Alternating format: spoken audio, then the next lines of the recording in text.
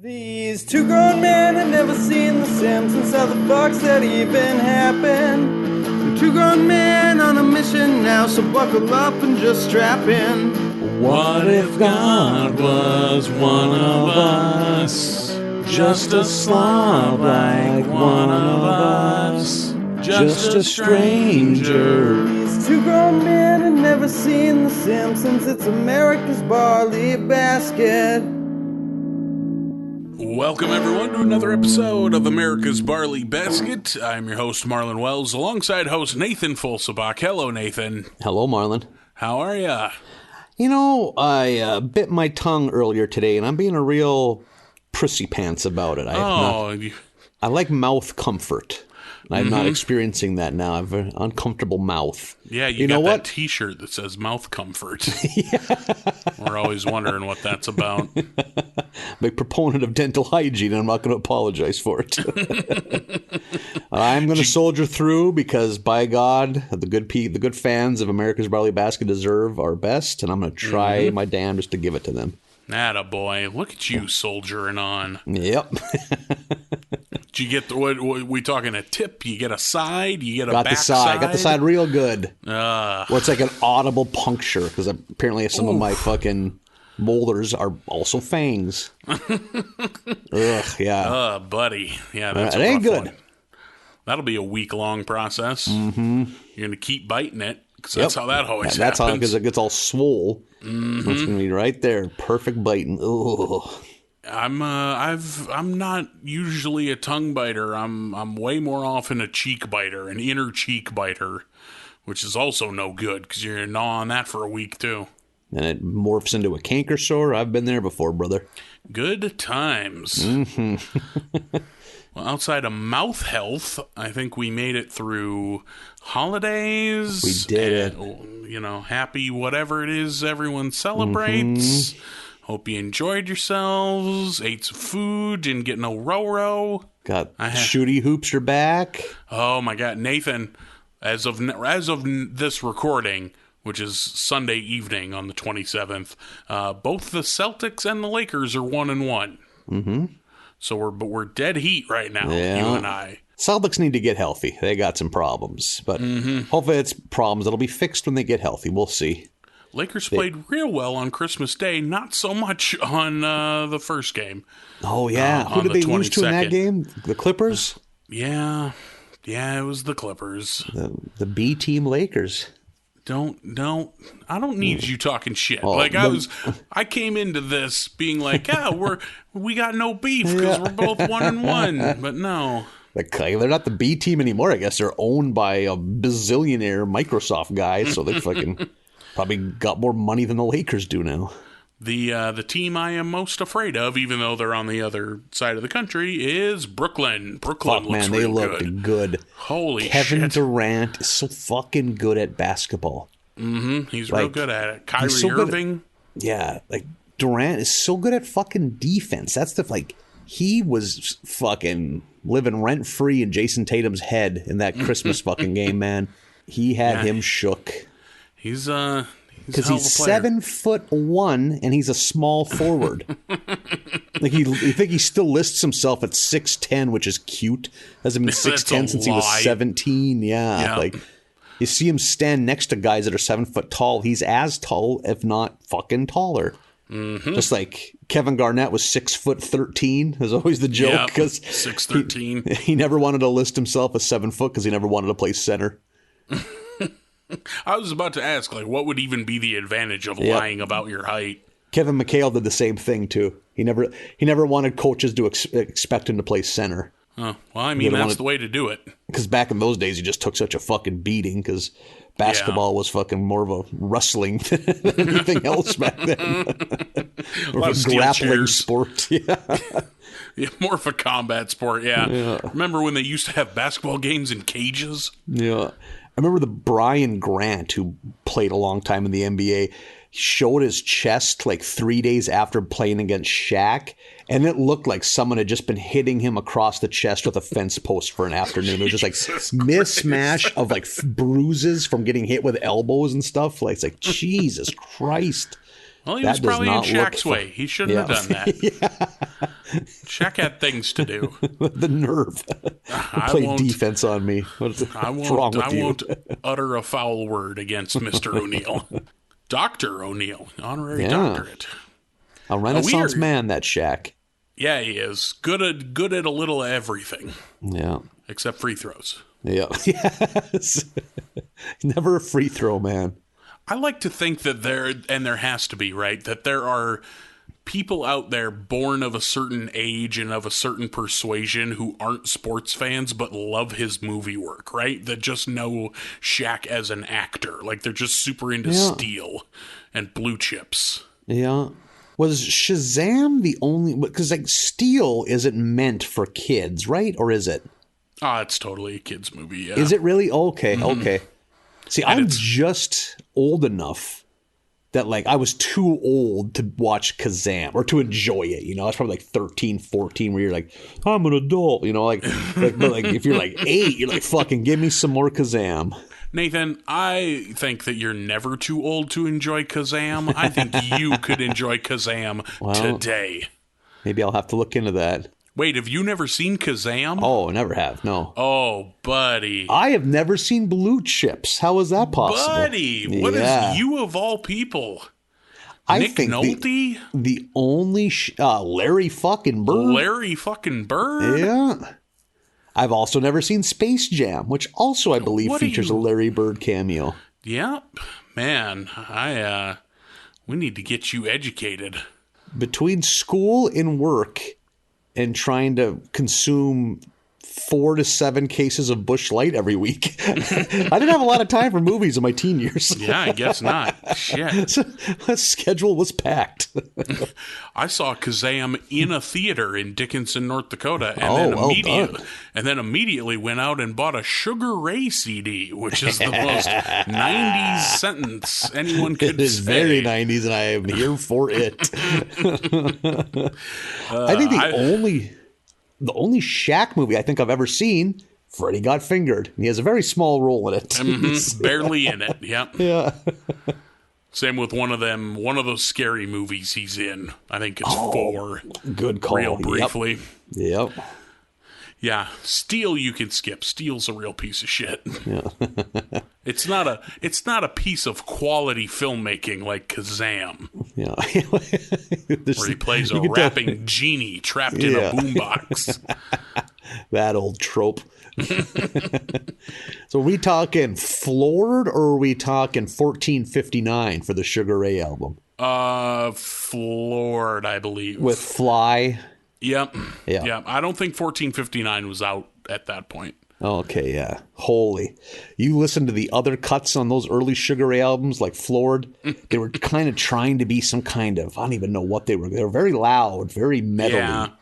They didn't know what they were trying to be. Yeah, that's the thing. They weren't good. See, I enjoy Sugar Ray once they accept the fact that they're a fucking, light rock pop band. Yeah, like, I don't know if I could have a full greatest hits because I don't know if they had that many good songs. Fuck, there's 6 Sugar Ray songs that I like. Wow, yeah. I would be, that's more than me. Yeah, see, to this day, I like Fly. I probably don't ever need to hear it again because it really got overplayed in the late 90s, but I think that was an enjoyable song. Yeah, you could hum it to yourself in your own head, and that would be enough. Yep, Every Morning's a good song. I enjoy that. Yeah, I never really cared for Every Morning. I thought that was the one where it's like, this one I don't like. I was here for the first one, guys, but...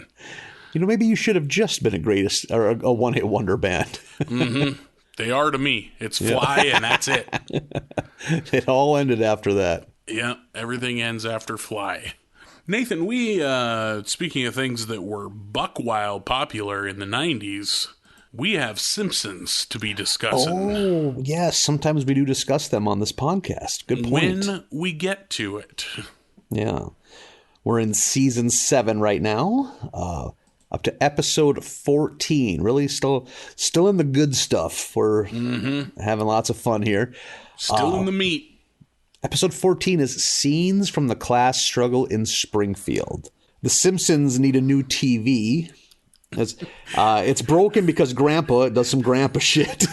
Abe flips the fuck out and just demolishes it. Thinking he's fixing it, which I love. They just look at him and he looks at them and they just drop him off at the old folks home and peel out of theirs. But they need a new TV, and despite the ideas that some of the family members have of what kind of TV they should get, they don't get the Sharper Image TV, which that was a nice throwback to the Sharper Image. Yeah, I remember that. They have to accept their financial reality, and they go to the outlet mall, which in Ogdenville. Ogdenville, which is a hell of a drive. Yeah, the little shithole hillbilly town of Ogdenville. Hundreds and hundreds of miles. And I don't know, man. I have driven. If you drive to Minneapolis, you always see the big outlet mall in Albertville, Minnesota. Mm-hmm. I don't know what define, if you can. I don't know why I'm relying on you for my outlet mall needs, but what does an outlet mall? In my head, I picture you're buying like slightly damaged gear. Is it that kind of like you're getting a weirdly irregular sleeve cut? Like one too many pant legs. I think what it is, and this will be, a strictly local Fargo-Moorhead reference, but an outlet mall is the Safari to a real store's actual movie theater. So it's you're like getting some second run shit. Right. So the Nike store that's in the real mall in Minneapolis, once we get the new shit in, the shit that we haven't sold yet will then go to the outlet mall. Oh, fascinating. So it's not okay. used or defective. It's just they couldn't sell this in the real store, mark it way down and kick it down to the miners. Oh, no. Okay. Good to know. I've been at that outlet mall in Albertville a couple of times. Albertville, is that the name of that town? Yeah, pretty sure. Because they had a Mark Echo outlet mall Ooh, there. Man, or outlet store there. Mark Echo did some fine work for husky men in the mid-aughts, mid to early aughts. Yeah, the fine husky man loving gentleman who has clothed me more times than he knows. Got them rhinos. Yeah, gotta get a rhino. I remember that fucking place because there's the real Echo store in the Mall of America down in Minneapolis, and they were running a promotion at one point where if you got that rhino tattoo, everything was 10% off for the rest of your life. No shit. I did not follow through on it. You got 7 tattoos, hoping that would mean 70% off for the rest of your life. I just got a one rhino on both cheeks, dude. And then one spanning both cheeks. One right in the middle of the throat. Are all 7 neck up tattoos?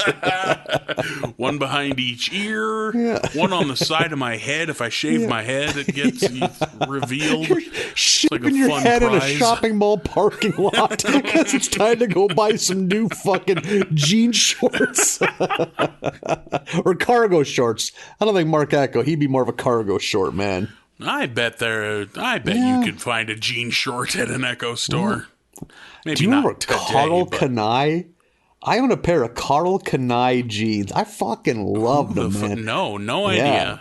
Kind of the same price point as Mark Echo, not super expensive, but also not cut rate. So yeah, fucking shout out to. I had some South Pole gear. I kind of put them in the same. I had some South Pole gear. South Pole gear had bizarre sizing. Like a 7XL in South Pole was a 2XL anywhere else. I think they wanted fat kids to feel bad about themselves. Like, Jesus, I'm wearing 14X. I don't think that's a lot of X's. Got to work some more fruit into the daily rotation. Jesus. Yeah. Usually it's the other way around. Usually it's like, I can fit into this 2X. Oh, God, no, I can't. Yeah. Oh, man, I lied to myself a lot in my teens. I was stretching the limits of the tensile strength of the threads used on extra large T-shirts. Because back them then, out, they're just sheer T-shirts. You weren't at that finding point. anything above XL in a regular store. It was for XL sure. or you're wearing fucking hospital scrubs. That was the two options. Cut a hole in this tablecloth and send the boy to school. A lot of gunny sacks. Dump those potatoes out. Wear it to school, Tubbs. Well, new school year's starting. Take Nathan down to the seed store and get him some bags. I already have a bunch of Pioneer ones. I want something different. Shut up. You'll wear what you can fit in, you little tub. Beating the dust off on the side of a pickup truck before you put it on. A lot of fruit flies in this one. Potato bugs, Rich. Damn, how many salt and mineral bags do you need for your cattle? Well, only 2 of them are for the cattle. The rest are for the boy.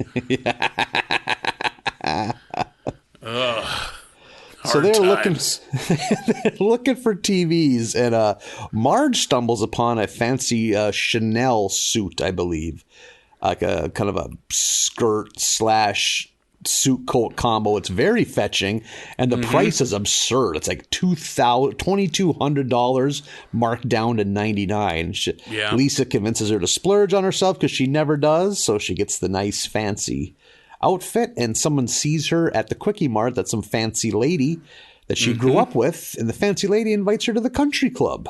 Yep. Evelyn is that character's name. Real hoity-toity. Indeed. And they kind of sell it well, too, that it's like that it's not going to work. But actually, Marge is kind of a hit. They like Marge. And hey, bring your family to the country club and have a good old time. And Marge does. And she really wants in on this shit. And we get to see the upper crust of the Simpsons, or of Springfield, kind of like all their talk of, business and the kind of extravagance. And shit like this always reminds me, maybe you know, the same, like growing up poor in a tiny town, your ideas of wealth are so warped. Oh, yeah. I thought if your house had a finished basement, that like you had wealth beyond measure. Like, holy fuck. Like, there's carpet in your basement? Well, this is how the millionaires. Or I was trying to think of how old I was the first time I was in a brand new vehicle. I had to be well into my teens. Yeah. Like, we never had a new vehicle. No one I knew, none of our family did. Like, that's and that is not, I mean, it's a nice thing, but like, you don't have to be a millionaire to buy a new fucking Chevy Sonic or whatever the base car is anymore. It's not an impossible dream. Like, it can fucking happen. Like, but for me, signs of wealth, like, one was definitely a finished basement. Like, what do you mean? There's drywall and lights down here? What the fuck? Yeah, there's like a television downstairs. Like, a couch? But that's just for tornadoes. That's what you have a basement for, and storing canned goods. I was about to say, where's all your pickled beets? I don't understand what's happening right now.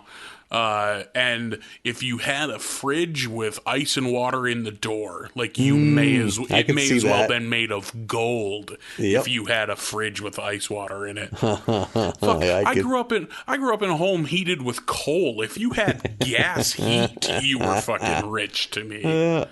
What do you mean you don't gotta go down there and shovel every day? What? Yeah.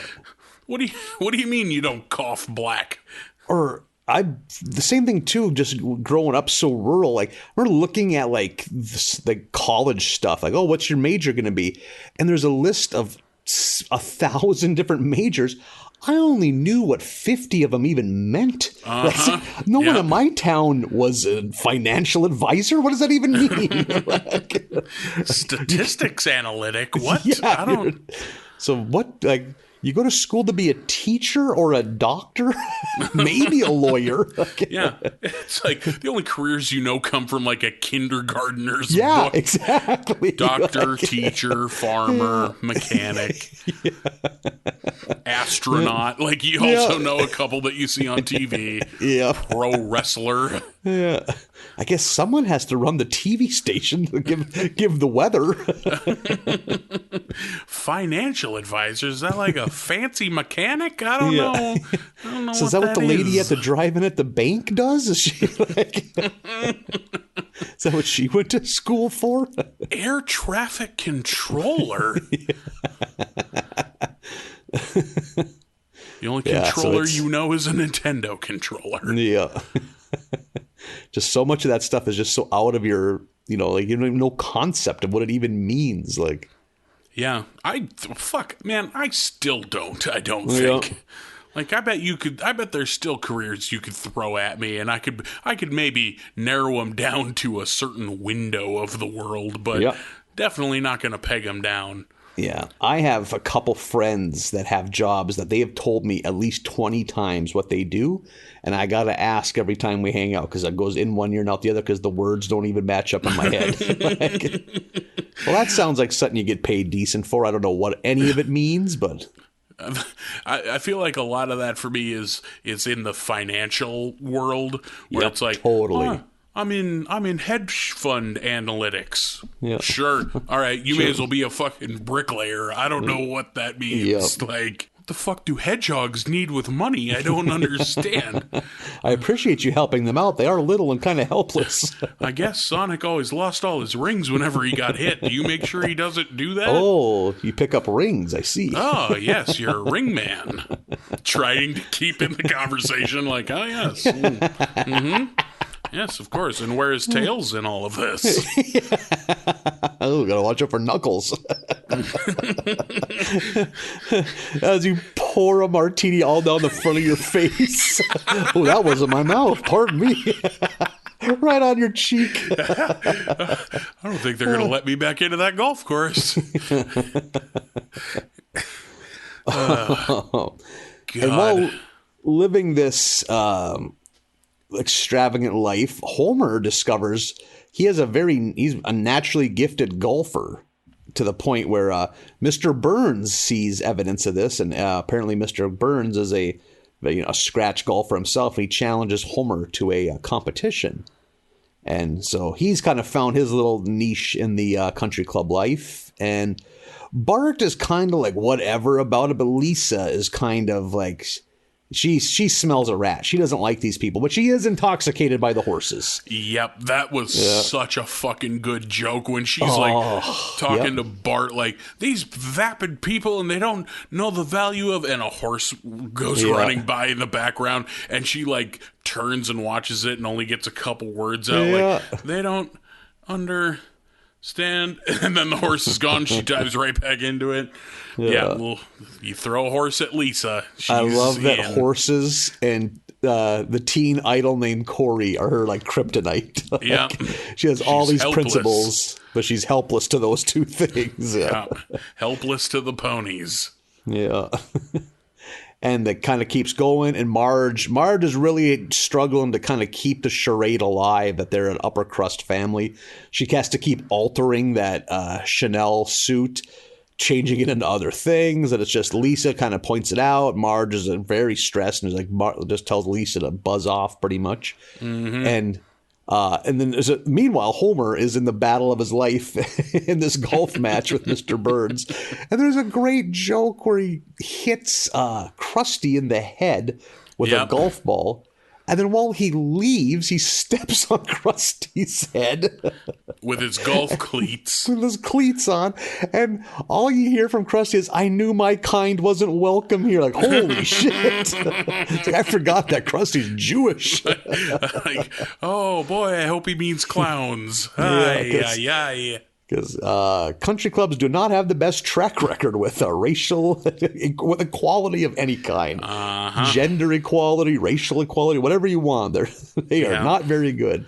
No, mostly for rich white folk. Yep. Yeah. Holy moly, is it ever? Yeah. I love that Marge has to keep making changes to the suit because that one lady calls her out on it. Like, you're always wearing the same suit. Or she doesn't even do it that directly, of course. It's some backhanded, like, barely uttered fucking passive-aggressive rich white lady bullshit. And so Marge has to keep cutting it up and redesigning it every time. And it's a good example of how that kind of little comment just destroys you emotionally. When you're trying to fit in with a new crowd, that's all it takes. And those people know that. That's why they make the comment. I think it's weirdly out of character that Marge wants this so badly. Yeah, I have it in my notes. It's the rare episode where Marge is the asshole. Yeah, and because she really wants it. Like, yeah. I guess maybe, like I can kind of see, like, I'm not this way, but I can kind of see people who, like, run into someone from high school or go to a high school reunion and want them to think they're doing better than they actually are, kind of thing. Yeah. But this, I was surprised to get this out of Marge. Yeah. I do like a couple that suit, friends. Though. Yeah, very sharp looking. That was a very 90s Melrose Place power suit. Like that. I'm such a fucking nothing in the world but wrestling exists idiot that I'm just like, oh, pink and black fucking Heart Foundation suit. Look at that. I didn't even catch that. Good. That was a good catch. Yeah. Yeah. And you were talking earlier too about like people like getting paranoid about their high school reunions and stuff. Yeah. Like I had friends that got a couple of them at least that were super paranoid. Oh man, our reunion's coming up like in a year. It's like, the fuck does it matter? Yeah, like, what? Like, do you think anyone besides your friends? No one gives a shit. Yeah, no one at all. They don't give a fuck. You would have to do something amazing for like. You'd either have to be on one end of the spectrum or the other. Like you'd have to be like. Get caught outside the bar eating out of a fucking diaper out of the fucking dumpster, some insane level of poverty, or you would have to own a fucking space shuttle, like that kind of level of rich. Like no one gives a shit if you have a decent accounting gig. That's boring. Right. That's what. Yeah, like oh, good for you. Moving on next. Yeah. They will forget it by the time they go to piss after their next beer. Like. Well, and like out in the country, fucking wealth is measured so differently. Like you could come back from the city with a fucking Lexus and a suit, and they'd be like, "Yeah, our fucking combine machine costs $800,000." Yeah, you know. Yep, exactly. Yeah. I'm baffled that high school reunions are a thing in the age of Facebook. Like, yeah. If I want to check in on anybody I went to high school with, which no, I don't, but if I did, I could just open Facebook and see all their ugly kids. Like it's fine. I don't need to travel. See, my first reunion, I kind of got a feeling of what they probably were like back in the day, because Facebook was just in its first few years. So probably, because they weren't tech savvy, most of them, like they weren't hip to social media. So like maybe out of my class of 60, maybe 15 to 20 of us were on Facebook. Mm-hmm. So like, there was people I hadn't seen in a decade. So it was kind of interesting that way. There's a lot of people I hadn't seen, but like by the time my 20-year rolled around a couple years ago, it was like, fuck, I know all these people. They're almost all on Facebook, mm-hmm. But like, I still love mine. I lucked out. I went to school with a lot of fun people, and I'm gonna get a few Busch Lights in me on a little bit of a chatty Cathy, so I enjoy socializing. Yeah. You get Nathan lubed up, he's good to go. Social butterfly. That's what I'm always saying. Until I have to stop talking, and then my brain, I have thoughts, and that's no good. So I have to distract myself from the voices. Yeah, we either didn't have a 10-year high school reunion, or I just wasn't invited. I don't know what the circumstances there were. Ooh, if there's any listeners, we need to hear the details. So. Well, I wouldn't be offended. Frankly, like, I think I'm the one who made it furthest from home, and I could be home in 4 hours. That's amazing. Like, I think every weekend is a high school reunion for most of my graduating class. All 16 of them. Nobody, a lot of people didn't go far, but like, by the time I was 21, out of my class of 60, there were like 5 or 6 kids left. That was it. Wow. Because just like if you weren't from a farm, what was there to do, And I was just weirdly in a class where there weren't a lot of farm kids. So it's like if you don't have a family business that you can work on, what are you going to do in a town of fucking 2,000 people, where there's no industry, Like. What? How many fucking kids did you say was in your graduating class? I think there was 59. Jesus Christ. Yeah. Mine had big things popping. Mine had 16. Yeah. and we were the biggest class in school by a lot. That's awesome, yeah. Like, Boy, there must have been a hell of a band at the street dance that previous summer. Everybody was just throwing down. But no rubbers. I think the class before me had 8, and the class after me had 6, and then they closed the school. Oh, so you were at I find it fascinating when people are in the last dying days of a high school. Like I got a buddy that was part of the last class of Willow City High School. There was class of 03, and then I think there was like 6 of them, and they closed the doors after that. So if you grew up where you did now, how far of a drive do you have to get to where you would have to go to high school? If I grew up on the farm today and had to get to high school, it would probably be maybe 50 minutes. Fuck. That's a bus ride. Holy shit. Well, I've told you before, I rode the bus an hour to get to the school that I did go to. Oh, my God.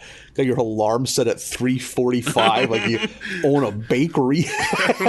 Like I'm a goddamn dairy farmer. Yeah. What's the reasoning behind dairy farmers having to get up? Like, can't you just tug titties at any point? You got to wake them up and surprise them? Yeah, the best milk is shocked milk. Yeah. It's colder Get those that way. Lights on, it's titty sucking time. You're not supposed to suck on them, Clyde. Come on. Oh, my bad. Let's just get into this. Oh, sorry. This is really a passion project for you, isn't it? It's not so much the money. We don't even sell the milk, Clyde. Got my goddamn wife and her measly 2 titties. Such a substandard mammal. I'm a 4-titty man. Yeah. Clyde, we're going to need you to stay away from the kids. We're going to need you to stop saying titties. How many teats are on an udder? Is it only 4? 4, yeah. Oh, I was thinking 6. Man, that's not cut out for the dairy biz. No, you're not. I don't think I you keep are. feeling like I was cheated. Like, where's all this big tit bag, but we only got 4 titties on it. Tit bag. Yep, that's the biological term. I think I got the parlance down, so I think I could make it. No, you got a tit bag with 4 titties. Yep. Yeah. The tit sticks hang off the titty bag. You're practically a dairy farmer. Yeah. Holy shit. Yeah. So Marge, the Simpsons. Marge is still hell-bent on this, and she's ashamed of their car, so they gotta walk through the woods to get to the country club in their Sunday best. And she is just very angry at them because they're suggesting the different things they're going to enjoy at the country club, but she just wants it purely for the status. Mm-hmm. And finally she realizes, holy shit, I've turned into a real fucking tit bag, so I'm gonna have to change my ways. And she's like, you know what, fuck this. We're going to leave them. And the best, one of my favorite gags in the episode is it cuts to the country club. And they did have a big, nice gala planned for and Mr. Burns made a cake for Homer, which. Yeah. They were all excited to welcome the Simpsons into the fold. But they just went to cut Krusty Burger because, by God, they're Krusty Burger people. Yeah. There's such a fucking good joke earlier where Marge is trying to make alterations to the dress again, and she ends up destroying it. The sewing machine eats it, and she just wide-eyed goes, well, I guess all you can do is laugh. And she sits there in just stark silence with big bug-eyed. Into the distance, And then it slowly fades out and goes to commercial. Yeah. Holy shit. Yeah, oh, man. One. And then the Burns and Homer thing wraps up with Homer catching Smithers, who's been cheating for Burns the whole time, of course. Good catch, yep. Fucking hits Smithers with a ball, and I love that he gets the exaggerated cartoon long goose egg on top of his head. Oh, man. Shout out to my buddy Damien, who's probably listening to this podcast. I remember being little kids, 8 years old, in his backyard, getting ready. Baseball practice was an hour or so away, so we thought we'd kill time by having him underhand golf balls at me while I take Hank Aaron level cuts with his mom's softball bat, and I finally connect on one of them and shoot a laser golf ball, hit him square in the fucking forehead. Holy shit. And I remember his bump on his head had golf ball divots on it. Holy shit. God. Jesus. Think of how laid up a guy'd be if that happened to you at this age. I would be pouting and putting ointments on it. But that age, hey, look at that. It's got bumps in it. That's fun. Let's go ride bikes. Oh, God. Man, if I have 3 beers in a 24-hour period, I'm like, oh, my throat is so dry. Like, I can't even function. I always think, like, when I'm bored now, like, 8-year-old me would be so disappointed because I'm at a point in my life I can just start shit on fire whenever I want. Like, if I want to, I can just drag trash from the street into the garage and burn it. That would be all the fun I would need for an afternoon when I was 8 years old. Yeah. People will give you lighters. Now you've grown and you're a man of tastes. Yeah. I'll only watch people start shit on fire on YouTube and laugh heartily at it. Oh, on that subject, I'm sure you've seen it, but that guy hitting that racist drunk dude in the face with that twisted iced tea. The very few times does a viral video pay off because it doesn't happen quick, and that's what I love. It's in his hand. You see the smoking gun right away. Yep. It's like, are we going to be lucky enough that this comes to fucking pass? You see the rage in the hand holding the twisted tea. Then he drops it once. I was like, oh, maybe he's just going to give up. Nope. Picks it up, and then it's like there's almost this, oh man, this isn't going to go the way I think it's going to go, but boy, does it ever. Does it ever. That fucking wind up, and that guy's too fucking drunk to get his hands up right. The fucking hits him right in the fucking face. Pops the can. Fuck yeah, so great. And then the fucking dope gets up thinking it's gonna fucking gets in a boxing stance, which he should never do, because that makes it more hilarious when he gets fucking throttled. Holy shit. Man. Yeah, like redact Biden and Harris and put that dude on the fucking Time magazine Person of the Year issue, man. So fucking good. I love it, and I have watched it many times, and frankly, Twisted Tea needs a Super Bowl commercial with that fella in it. Oh my god! I hope someone has the sense to do that. I want a Twisted Tea commercial with that guy and an Ocean Spray commercial with the skateboarding guy in the same commercial break in the Super Bowl this year. I would appreciate that, yeah. But my heart broke for the guy swinging the Twisted Tea so badly when he drops it, because he like flips it in his hand. It's like if a gunslinger were to spin his revolver on his finger and duff it, but still get the shot off. Like, that's still cool. But boy, if you had landed that little flip you were going for first, it would have been style points for days. See, when there was the botched flip, that's why I thought, hey man, he's still gonna kick this guy's ass, and that's gonna be wonderful. But we're not gonna watch him get brained by a Twisted Tea. But when it finally, oh my, because it happens quick. It fucking happens quick. And it just fucking explodes. Bad would that hurt? Just sprays Twisted Tea like a fucking Steve Austin beer celebration. Just fucking decks him with it.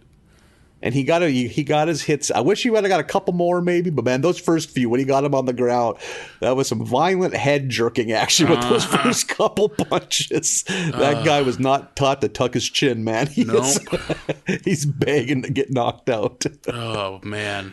Maybe, just maybe, you don't be racist and people won't hit you with 16-ounce Twisted Teas. Do you think he looks so dumb? Like, do you think he's smart enough to learn something from it? No, God, no. Yeah, he's just a level, like, they got to be put down. Like, he's like a dog that bit a kid. You're not going to change him not to bite kids. You're not going to teach that guy not to be a dipshit. Like, he's got a taste for dipshittery now. You're going to have to put him down. No amount of classes he can take at the fucking YMCA after work that are going to make him not be racist. We don't have the tax money to unlearn his fucking racism, so... So we're gonna have to Twisted Tea him to death. Get a potato gun shooting molten flavored beverage drinks at him. I also love that dude was just there to buy one 16-ounce Twisted Tea that day. Man. Not a variety pack, not a 6-pack, just needed one tall boy of Twisted Tea. See, we need to explain to our listeners, North Dakota has some peculiar liquor license laws. Like, you can't walk into a gas station in North Dakota and just buy a big beer. Right. Like, we're one of the few states that's not like that. Like, that was a huge thing. When I lived in Tennessee, you were in a line at the gas station, every other person was holding a giant beer. That's what they were there for. And that's wild to me. Yep. I've never lived... I was so blown away by it. Then, or just a homeless dude get enough money to buy that one big beer, buy that Camo, and then just go walk outside, sit down on the curb, and start fucking drinking that Camo. Yeah, like, being able to get alcohol somewhere that's not a liquor store is beyond me. Holy shit, what a life. Yep. Isn't that like, right? It took me a while just to wrap it like, oh, you just buy your fucking beer at the grocery store while you're buying groceries? Like, it's like, huh, that was all new to me. Yeah. Go ahead. Oh, one thing that's unique to North Dakota, I have friends that like would move here for college. Like, what the fuck is this? Like, you can buy liquor to take home at the bar. In most towns, that's the only place you can. You know, like there's no sale. Bottle shop in a small town because they ain't got the, so like there's a little area in every bar that's just the off sale because that's another term. Nobody knows what off sale means outside of North Dakota. It's on sale and off sale. Like, yeah. So yeah, it's like, oh, it's almost last call. We want to party afterwards. I'm just going to buy a fucking liter of Jack Daniels. Yeah. Keep the Jeep rolling. Yeah. May as well. Odds are drive somewhere, but you should barely can walk, but we'll find someone to drive and commit a felony because too cold to walk. Yeah. I'm too drunk to walk. I guess I got to drive.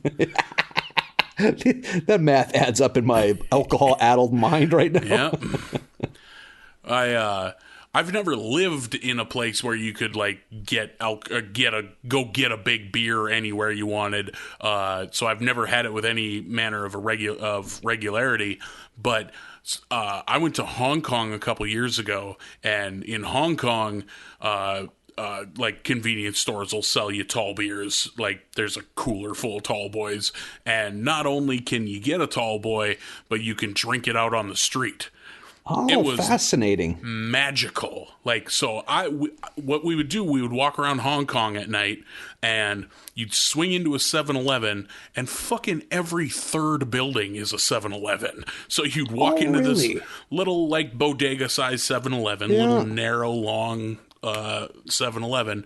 You would grab two tall boys, stick one in your back pocket, just walk outside, crack it open, walking around, looking at Hong Kong, getting some street food, visiting this fruit vendor, fucking, well, I'm out of beer. There's a 7-Eleven right there because you're never out of eyesight of a 7-Eleven. And grab two more and just wandered around the city every night like that. So like, is there crime in Hong Kong? Like, is there like homeless people, or they just got like roving bands of government agents that take care of the homeless people? So like, I never experienced any crime and honestly have never felt safer than when I was drunkenly walking around the streets of Hong Kong at night, or soberly. I wasn't hammered the whole time. But from what I understand, their laws are so strict even for small crimes that no one does crimes. Oh, no, interesting. Like, I know a drug crime would be like if you got caught with a joint, it would be a big fucking deal. Oh, wow, yeah. So, like, when I went over there, the only thing I was told was, like, yeah, perfectly safe. Kind of go wherever you want. The only thing you would maybe need to worry about is, like, a pickpocket on the subway. Yeah. But, yeah, that was a fucking blast. You just walking around drinking, I think it's pronounced Tsingtao, which was, like, their Budweiser, like, their garbage beer. Just walking around. And it was, like, what was it, like $1.32 American for two 16-ouncers. Oh, man, what a country. Yeah, you would live large in fucking Hong Kong. Oh, man. I'm all about drinking for cheap. That just makes it so much more enjoyable to me. Because it kind of feels like you're stealing, so you get a little bit of an endorphin rush from that. Nothing spends better than easy money. Yeah. Drank a lot, ate a lot of good food. It was a good time. Just walk into some back alley where there's like 4 ramshackle fruit carts set up, just pointing at fruit you've never seen before, being like, I don't know, one of those. Yeah. Half loaded with a spare tall boy in your back pocket. I can't recommend Hong Kong enough to anybody who wants to travel to Asia. I think that's exactly what you should do. Episode 15 of The Simpsons is Bart the Fink. Did this make you think of Barton Fink, your favorite? Didn't until I just saw it in print right now. It's like, oh, I didn't pick up on that. So, I thought of you right away because I know your love for the fine work of John Turturro. Mm-hmm. Oh man, yeah, fucking John Turturro. If you're listening, give us a shout out because we love you, respect you. Celebrate the whole catalog. He has a weird starring role in a tiny little movie called Box of Moonlight with him and Sam Rockwell that I really enjoy. It's kind of a mid-late 90s coming of age. I'm a 30-something-year-old man who realizes I've not chosen what I want to do, and I'm gonna throw away everything and go out and find what I want kind of story. Huh. Okay. And yeah, it's enjoyable. It's like Eat, Pray, Love, but with John Turturro. Yeah, exactly. Shocker, it didn't make as much money as the Julia Roberts one. I appreciate John Turturro's extremely little-known starring role in Brain Donors, a mid-90s slapstick comedy film. I've never seen it, but yep, some people really swear by that movie. It's outstanding. It's like a Warner Brothers cartoon come to life. It's so fucking good. I like him in Clockers, the Spike Lee movie. Really like him. We were just talking earlier about Miller's Crossing. He plays such a piece of shit in that. Yeah, he's so good in that role. I like his role in the Transformers films. Oh, I didn't even know he had one. Yeah, he plays like the head of a shady government agency who's out to. Oh, no kidding. Who knows about the Transformers? I don't think I've ever seen a Transformers movie. Yeah, 1 and 3 are fine. You can skip 2.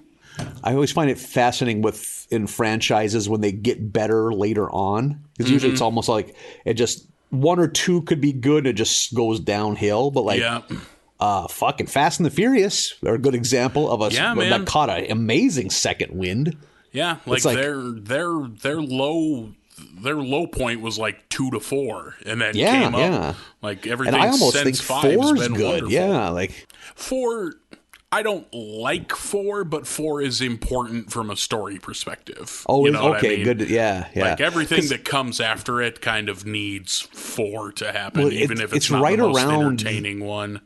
Oh, okay. Yeah, it's either 4 or 5 that like a friend of mine's like, we should go see that new Fast and the Furious. I was like, hey, that's funny. But he's like, I don't know, man, we should. I'm like, why? And then I looked at like Rotten Tomatoes. It's like people like critics like this, and we went.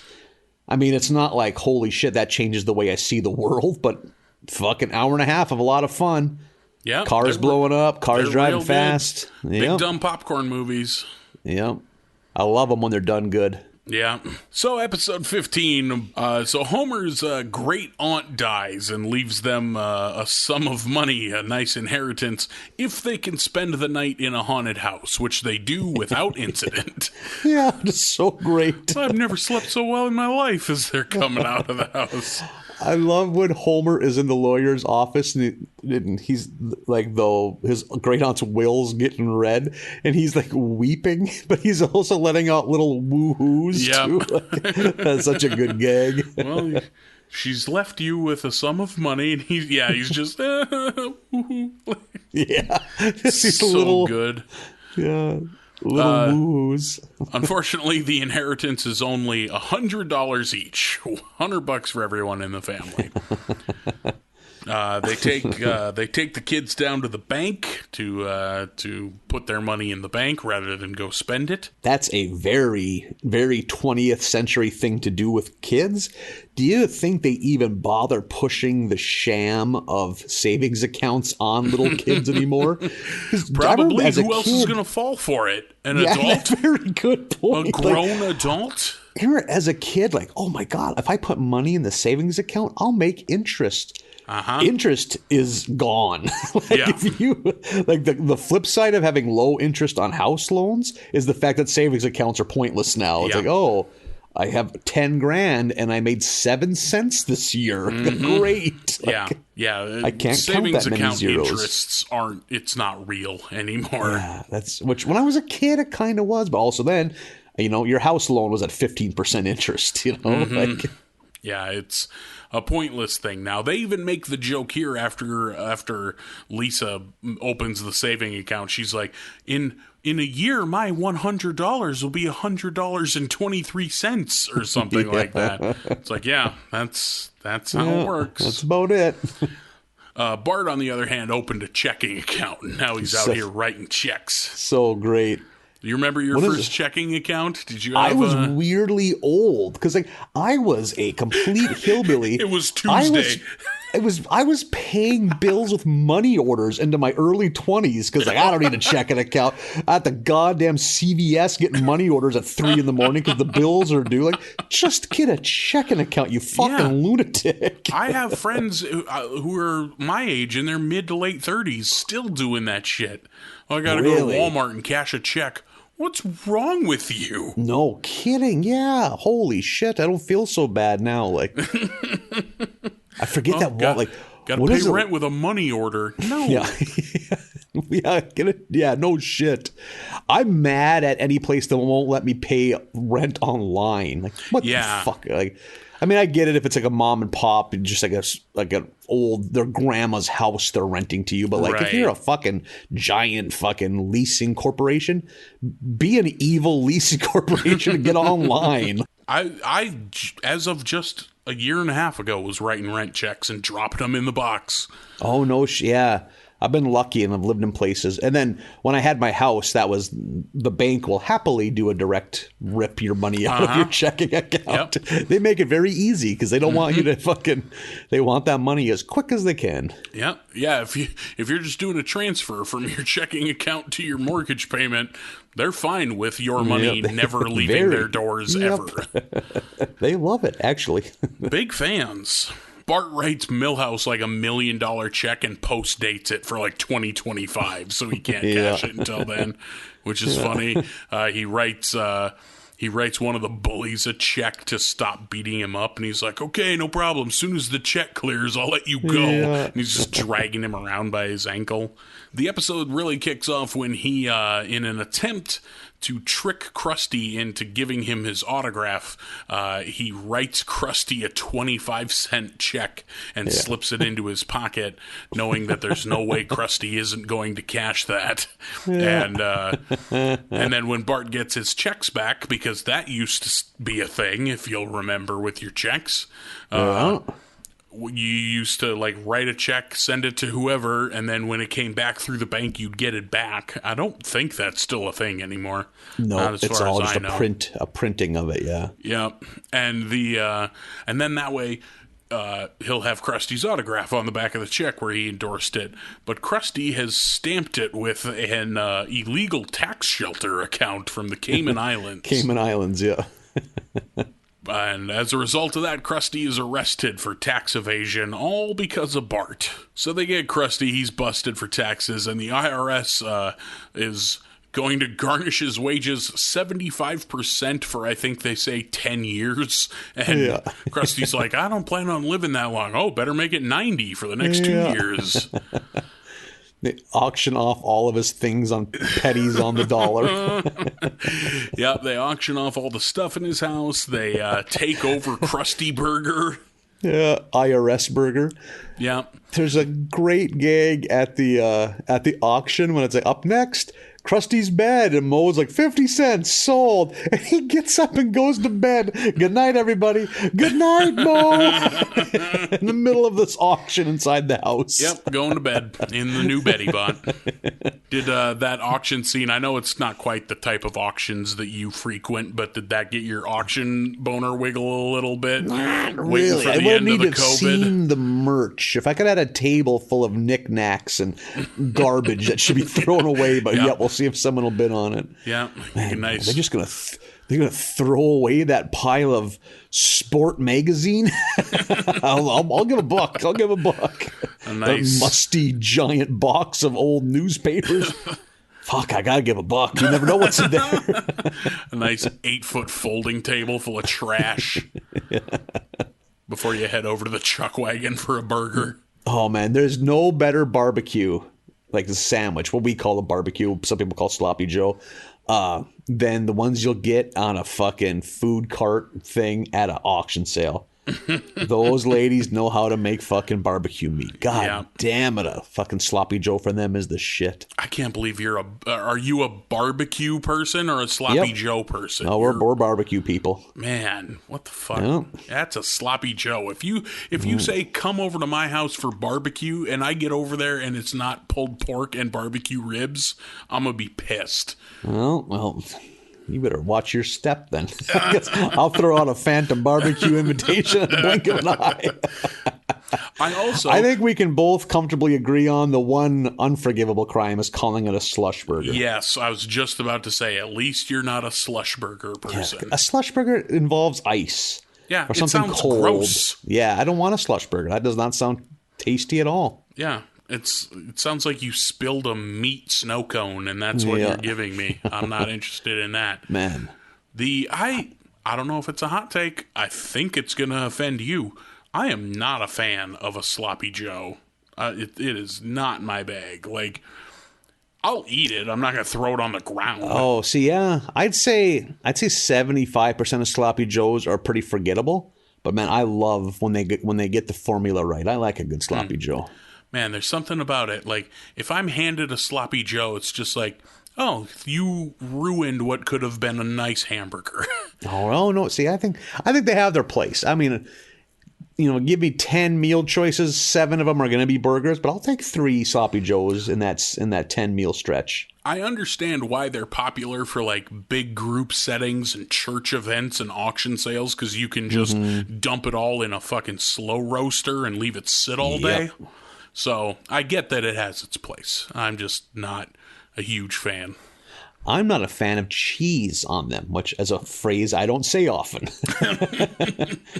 Rarely do I say no cheese, please. Yeah. If cheese is an option, I'm usually all for it. But I like my Sloppy Joes pretty bare. The one thing I'll put on them is potato chips. I was just about to say, buy yourself a bag of potato chips at that same chuck wagon and... Now you're in business. Whole different thing. Yep, that's a tasty treat. I've been known to throw a pickle on one too, but that's about it. I also am not a fan of people that put like a slice of American cheese on like a chicken burger. That doesn't do anything for me. No, what are you doing?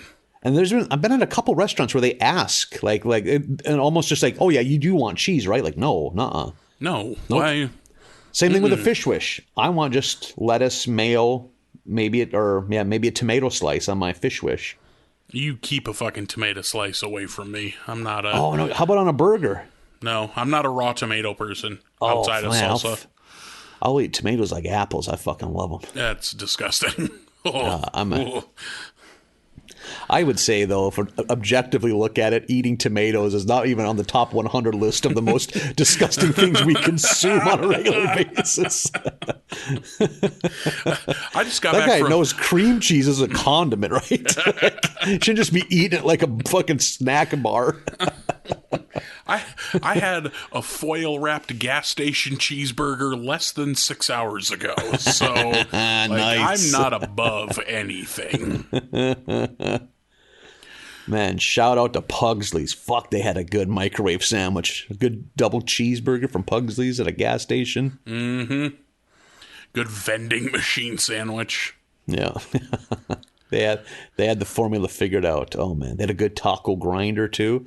I think they sold out to those soulless bastards at what's the name of that? They're the big conglomerate. Is it Deli Select or Deli Express?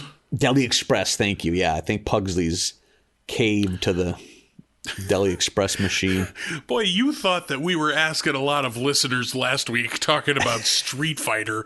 We're fucking 10 minutes removed from anything North Simpsons Dakota-centric, regional microwavable gas station food. I don't think Pugsley's extended out of the upper Midwest, but trust me, folks, if you enjoy eating at gas stations, Pugsley was an oasis in an otherwise barren gas station. Not even talking surface level, just gas station food, but getting into defunct brands of the upper Midwest.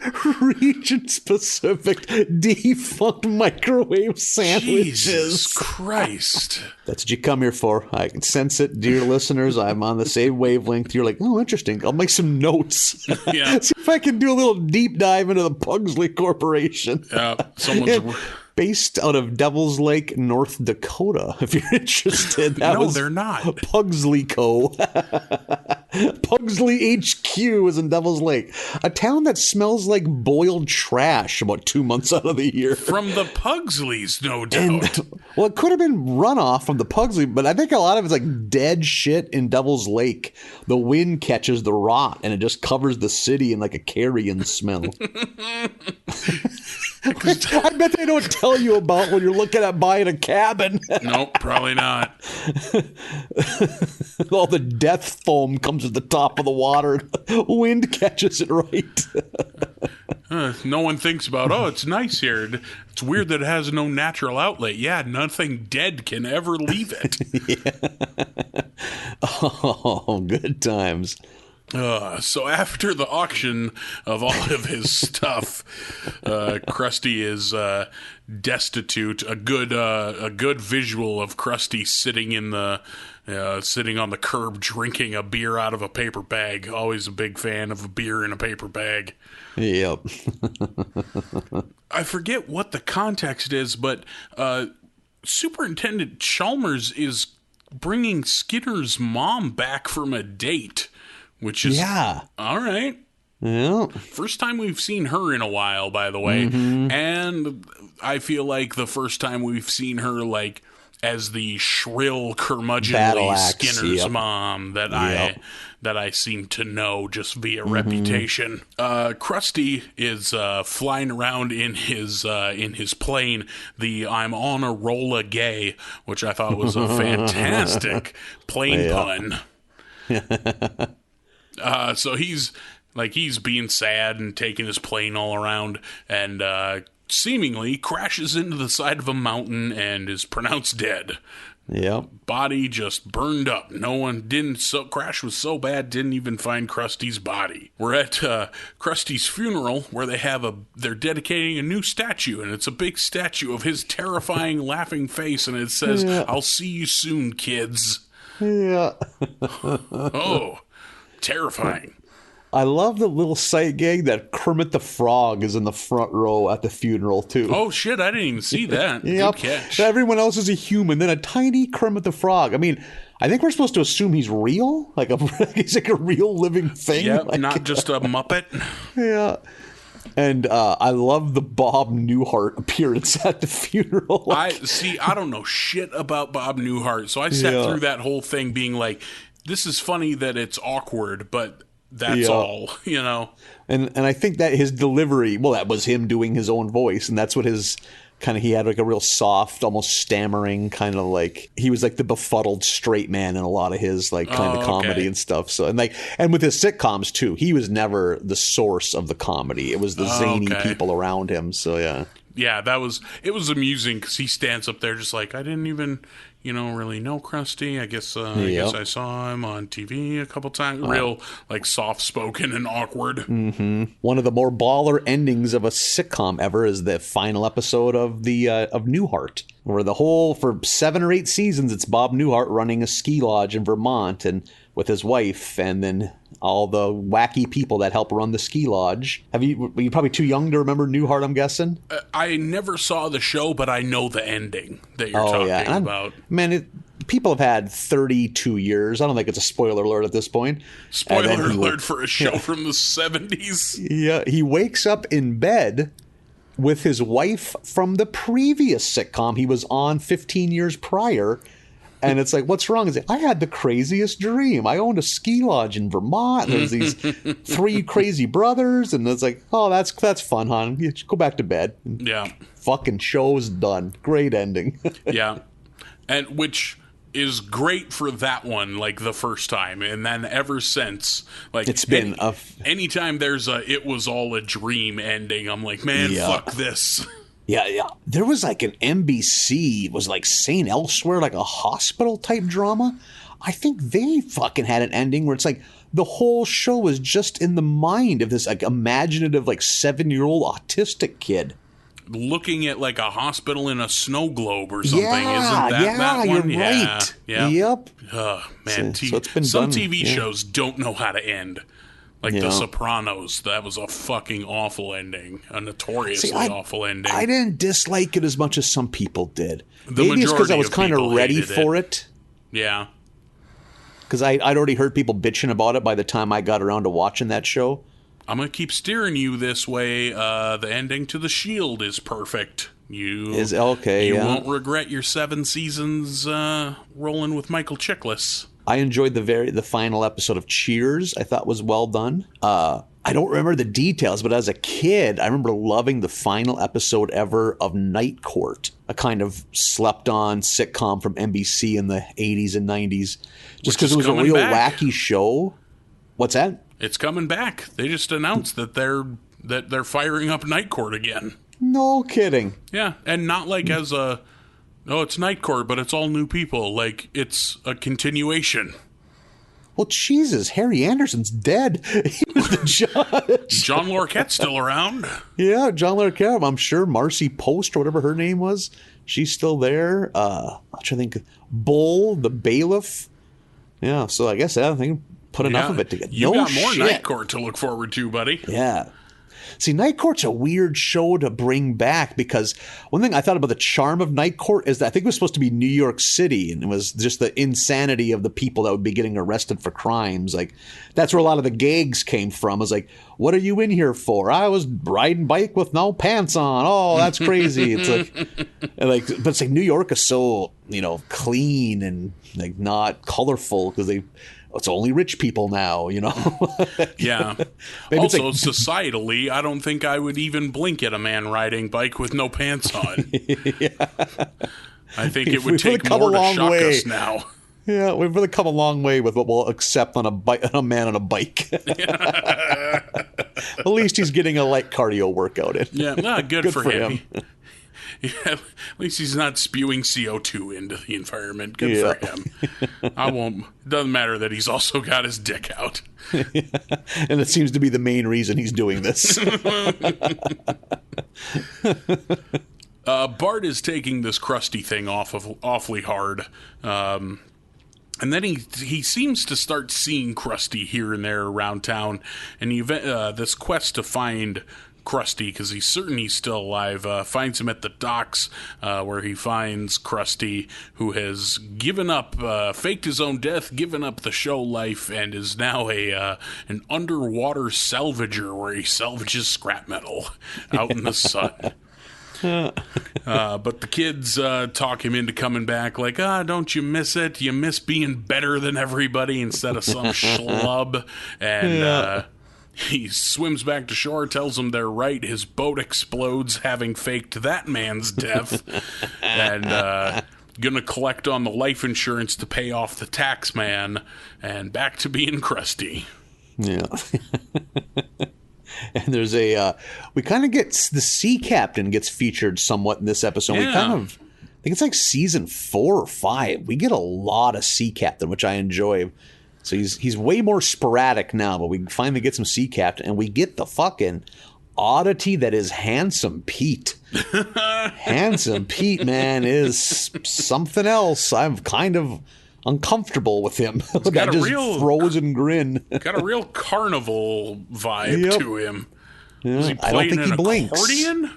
Yep. Like some kind of squeeze box. Yeah. It's like, is that a mask or is his face just frozen? That is for sure his face. There's no, I won't accept any other. Yeah. Handsome Pete has seen some shit.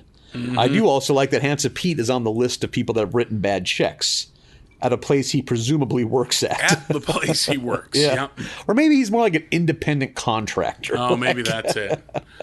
Maybe he just cuts in. Maybe he's doing this dancing for change bit to pay off the bad checks. Pay off his bad checks. That is definitely a possibility. Mm-hmm. I like to think he's trying to better himself. Yeah. I mean, sometimes, what do they say? You just got to get on that stage. Any stage time's good stage time. And he's perhaps a fucking hanging out at a desolate pier doing dances for spare change might not be the best way to go about making it in Hollywood, but hey, you got to start somewhere. Oh God, I hope that's not where we're headed. Yeah. Go back to performing for a dozen drunks who don't want me there. Yeah, maybe that salt water would do us good. Breathe in some of that briny air. Yeah, good for the lungs. Yeah. Really coat them in that brine. Well, we're up to episode 18.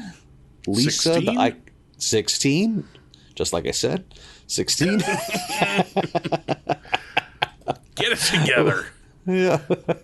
Lisa the Iconoclast. It starts off with them watching a slideshow or a video in class about Jebediah Springfield settling the city of Springfield. And man, I got that vibe, like, how happy were you when you saw the teacher setting up like a film strip or I'm old enough that they'd still set up the film projector and show old films of shit. Jesus, you're old. Yeah, because they didn't have all the VHS yet, so that was still a fairly new thing when I was in grade school. So yeah, for me it was the tube TV on the cart with the VCR underneath it, the ratchet strap up over the top of the TV. Or I'm old enough too. I remember a lot of slideshows.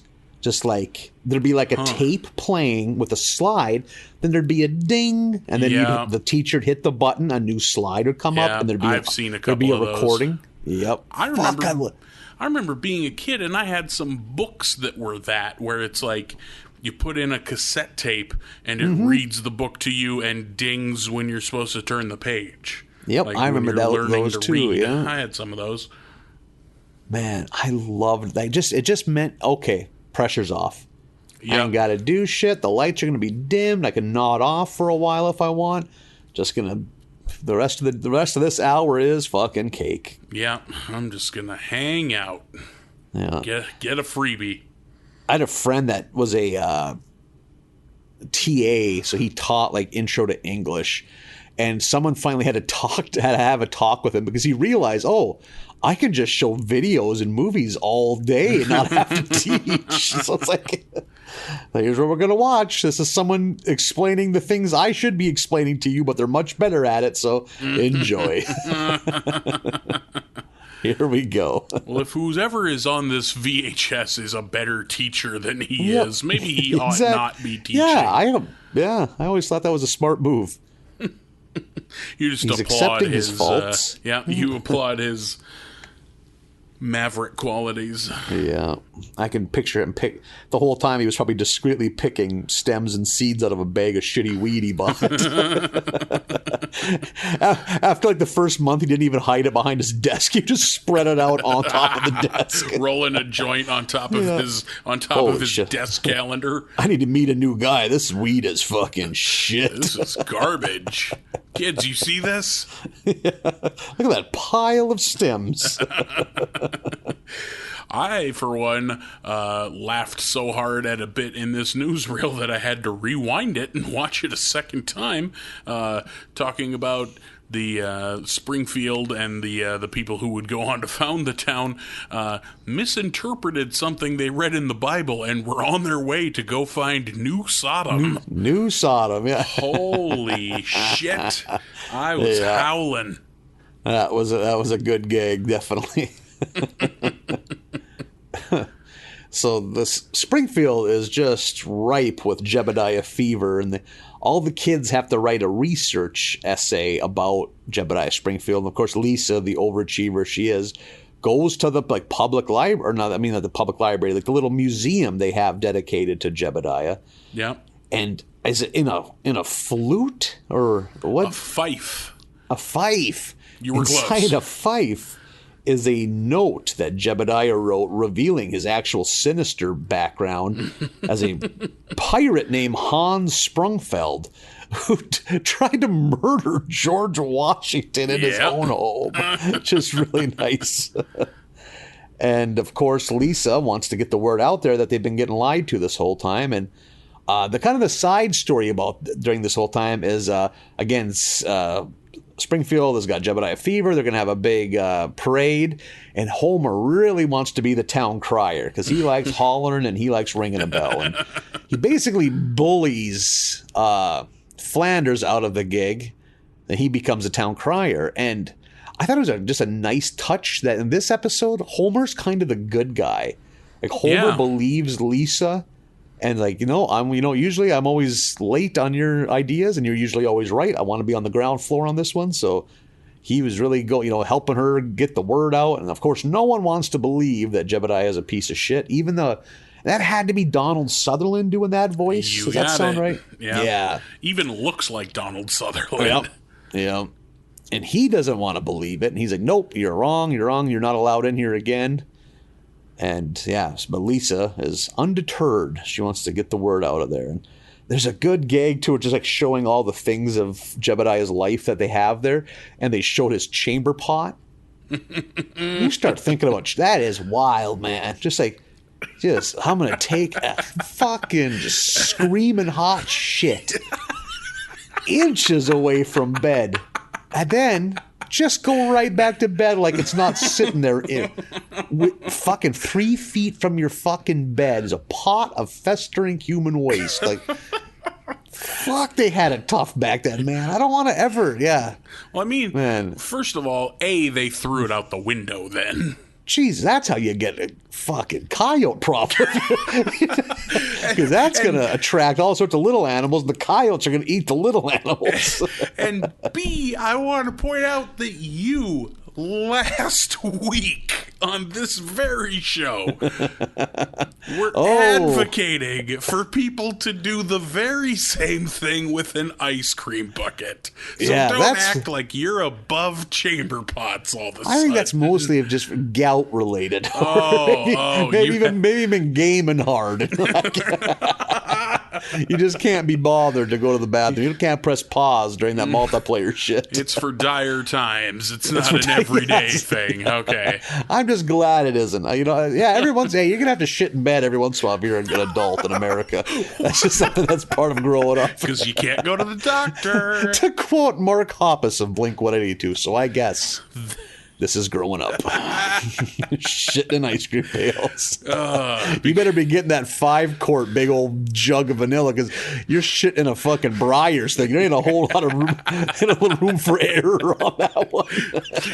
If you're in a place where you're shitting in an ice cream bucket because you can't get out of bed, you're going to need the 5-galloner. Yeah, because that might not be the first shit you take in it or the last shit you take in it. If you got nothing but an empty Ben and Jerry's pint, you're in trouble. Good times. That's why you always buy your ice cream in buckets and never in the cardboard box. Yeah, because you make that mistake once and you learn for good. That's how you lose a deposit on an apartment.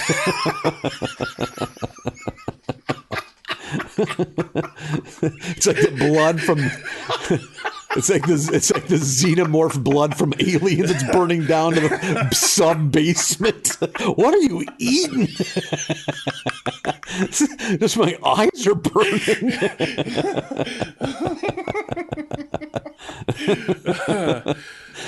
Just casually drinking a bottle of sriracha like it's a beverage. Throw away that green top, put a straw in it. Yeah. I'm sweating. You sweating? I'm sweating.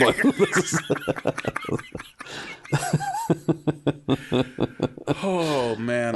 Yeah. So it turns out that the one thing that Lisa thinks can let everyone know that, hey, I'm right about this is that he has a prosthetic silver tongue because his real tongue got bitten out by a Turk during a street fight or something like that. Yep. And they popped open the casket. They desecrated the remains of Jebediah Springfield, and he is silver tongue free. Yeah. So Lisa is kind of taken aback because, like Homer said, usually she's right. Her hunches are usually spot on. But in this case, the city's told her, hey, we gave you a shot. You're wrong. Deal with it. And she just can't quite accept it.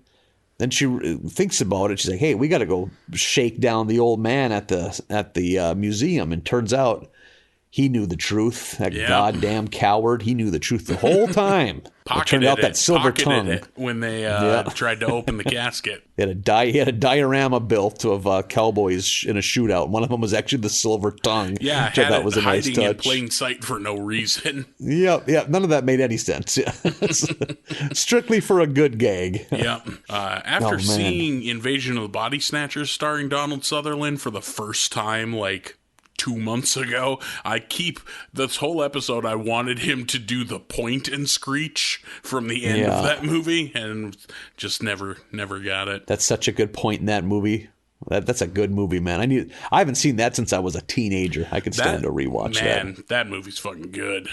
Holds up for being close to 45 years old. That shit's like 1978 or something. It's real old, but fantastic. Such a good movie. Yes. So Lisa and the old man at the museum, she's made him, accept the truth. And they're like, hey, we got to let the people know. They go down to Springfield days for the big parade and the big speech and all the fun Jebediah-related events. And she looks out at the crowd. They gave her the mic. She's about to make a stunning proclamation and decides not to. She sees how happy these people are, how much the civic pride they have around this, and she's like, I'm not going to rain on these people's parade. Yeah, they need this. Yep. They need the myth of Jebediah Springfield. It's basically the ending from The Dark Knight is the whole is all that was in my head the whole time. That's a good point. I didn't even think of that. It's the Harvey Dent ending from Dark Knight. While you were thinking of that, my note is Marlin should try bring the coonskin cap back in 2021. I thought that'd be a good. I think you could pull it off. You think I can get away with the coonskin cap? I think you got the right head for it. I don't do hats well. I make awkward hats look terrifying. Where I think you could pull it off. Holy fuck! You need to go on a Tinder date and show up in a coonskin cap and not say a word about it and wait for her to bring it up and somehow videotape the entire interaction. Holy, you sitting down in a nice restaurant with a coonskin cap on, like you're fucking Dennis the Menace's pal. That's you're fucking just a little rascal. Glass of red wine. Yeah. Everything else is normal. Yeah. Nice dress shirt, dress slacks. Nice button down. That's kind of my thing. What about this weather? No, we can't just go past the coonskin hat. I need to dig a little deeper here. I'd wager it would be a pretty immediate address that comes about. She just recoils in terror. In my mind, this is a blind date. Like, what do you look like? What will you be wearing? How will I know which one is you? You'll know. Yeah. All the pictures on Tinder there before I discovered the coonskin hat. I'm a totally different man now. I should update everything. I think that you are correct that I could pull off a coonskin cap. But I don't know that I am the type who would want to, because I think I'd be fucking hot all the time. Mm-hmm. Hey, man. Because I'm already fucking hot all the time. Sometimes you got to suffer for your art. Yeah, that's true. You're right. Your art. Yep. Nope, that's all it took. I'm 100% back on board again. Yeah. So, yep. Okay. You got it. Count me in. I will order that today. Let's trick a lady. That would be pretty high on the list of innocent tricks compared to some of the more nefarious shit that probably happens online. Yeah, exactly. That would be, as far as Tinder dates going badly, that would be acceptable, I think. Yeah. Oh, I didn't mention I date strictly to collect your toes. My bad. There's a whole gaggle of 9-toed women that didn't figure it out in time.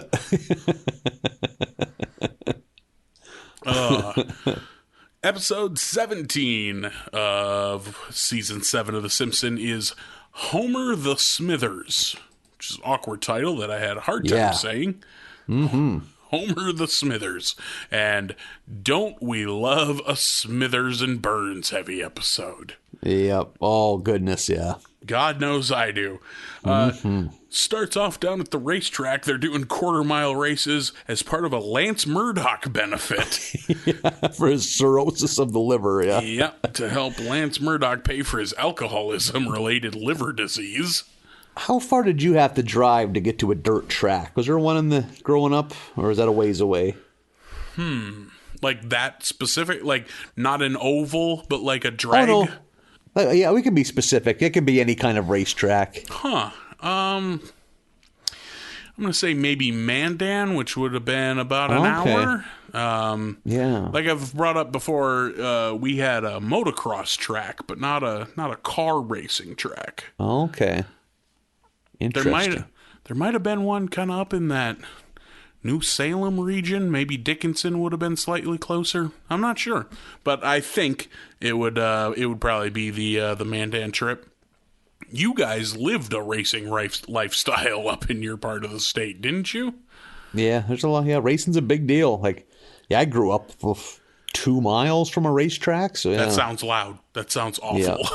Yeah, it was just loud enough to know it's there, if that makes sense. Like, and it was done early enough that it wouldn't affect like trying to sleep. If that makes sense. So. You sound like Elwood Blues. How often's a train go by? So often you won't even notice. Hey, that's my bed, you sleaze. I am going to say that The Blues Brothers is one of the 5 best movies of all time. Easily top 5 comedies, but it'd be pretty high on my list of all-time movies too. I love fucking the Blues Brothers is so good from beginning to end. Mm-hmm. And they went. It's a weird concept, but they made it. They stuck with it, and they made it fucking work. God damn it, Blues Brothers is good. An extremely big budget R-rated comedy based off a niche SNL sketch. Yeah, such a. And like just like the weird like commitment to it, like how all the musicians are actual musicians, they're not actors. Mm-hmm. Like you can tell, and they're still able to get some good gags out of those guys. They coach them up enough to fucking be kind of funny at times. Like you can and then tell part of the charm of it is the bad acting at points too. Yeah, and just holy shit, they got that guy. Like you say that every scene. Yeah. Like, you can tell that Belushi and Aykroyd are fans and just cast everyone they would want to be in that movie. If they could build an all-star band, who would be part of it? Yeah. Exactly. Yeah. Oh, fuck, so that movie was good. I watched that just last week. Yeah. That's, and it's weird. That movie wasn't like, I have no nostalgia draw to that. Like I do a lot of comedies of that era. Cause like, I'm sure it was on cable TV all the time when I was a little kid, but I just don't remember sitting down and seeing it. Like, yeah. And I came to Blues Brothers in adulthood. I saw Blues Brothers 2000, probably 10 years before I saw the Blues Brothers. That's interesting. Yeah. Blues Brothers 2000 is not I was good. in my 20s before I ever saw Blues Brothers. Yeah. How the fuck did we get there? Oh, the racetrack being loud. Oh, yeah. Yep, got it. It's all logical. It all adds up. Sometimes you got a breadcrumb trail back in your mind. Like, wait, how did I get here? There's a figure 8, so you're just truly fucked. Where do we go now? Oh, no. I'm smelling toast. My head hurts. Hot plastic. Is that ozone? Burns is at the racetrack, and as he's going to leave, Smithers puts him in the car, and then whichever it is, Carl or Lenny, I forget which one is which, comes to the door and is just like, "Hey, thanks for the great night, Mr. Burns," because it was like power plant night or whatever. Yeah. And Mr. Burns is just like terrified. Like he's a rabid dog. Like it's just a drunk guy saying thank you. Like, yeah. And Burns is like his stature is like smaller. He's all curled up in the far corner of the car, just terrified of just a drunk saying bye. Yeah. I like that we see cracks start to show in Smithers. Like Smithers is kind of losing it because he's just fried crispy all around. And Burns talks him into taking a vacation for his own good, and they replace him with who else? Homer Simpson. Yeah. Who Burns does not remember, of course. Smithers' ulterior motive is he wants someone that's going to be terrible at the job so that Burns is really happy when he comes back. It's revealed in conversation that Burns doesn't want to talk to his mom and never takes her calls. Not since she had that affair with William Taft. Yeah. I think it's they say that she's 121 years old. It's like, okay, Simpsons, you're making this really hard to buy. Nah, go with it. 121. There's another age-related thing in the next episode we'll have to touch upon too. But yeah, so Homer's doing all the Smithers duties, all 2,800 of them.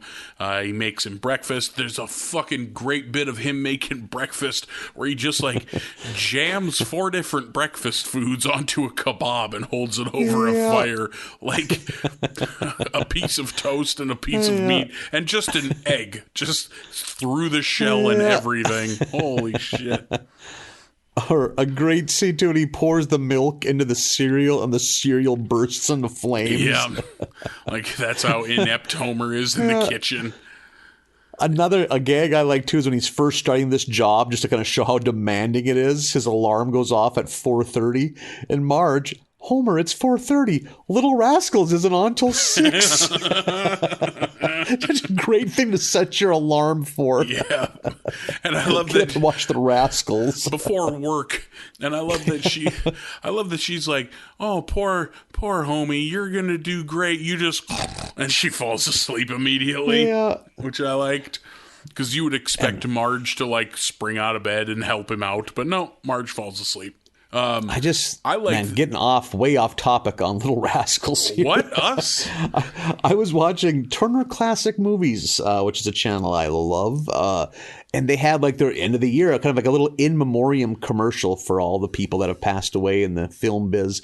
And a woman died, and her name is listed as like Baby Emmy or something like that. I was like, or Baby something. I was like, that's why they listed that as her name. But that was the name she went under, and she was a silent film star as a child. And she wasn't a baby in these, but she was little. She was like Shirley Temple, maybe even younger than that. Like, and that was a genre of movies, just like a 5, 6, or a 7-year-old doing 5, 6, and 7-year-old type things.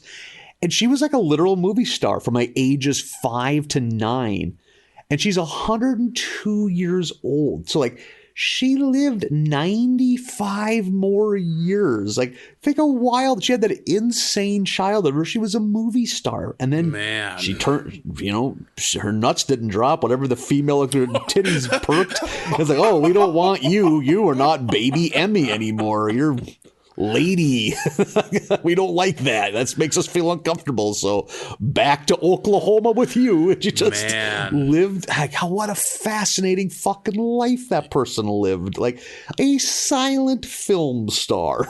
Holy shit. So that means she was making movies in the fucking 20s. I think it said she was born in 1918. So she was like breaking into the biz in 23. She lived from one pandemic to the next one. Yep. She was born in a pandemic and died in a pandemic. Woof. Yeah, think of the shit she saw. Holy fucking yeah. Towards the end of her life, what must have she thought about movies? Like, shit. Imagine showing her the trailer for The Avengers. Yeah, she was old enough. She probably could have bought heroin out of a Sears catalog, and she died. She probably has a weird order coming from Wish right now. Like, there's a Wish package on the way to her. Yeah, she will never get to order. She grew up on Coca-Cola that still had cocaine in it. Yeah. And she lives in it. She died in an era where we realized the cocaine wasn't even the most dangerous ingredient in Coca-Cola. Mm-hmm. Yeah, it's the sugar. Yep. And every other chemical you can't pronounce that's written on the back of the can. Oh man, that's what makes Coke so good. The caustic flavor of it, like. Mm-hmm. Yeah, that's what I never liked McDonald's Coke because it's too sweet.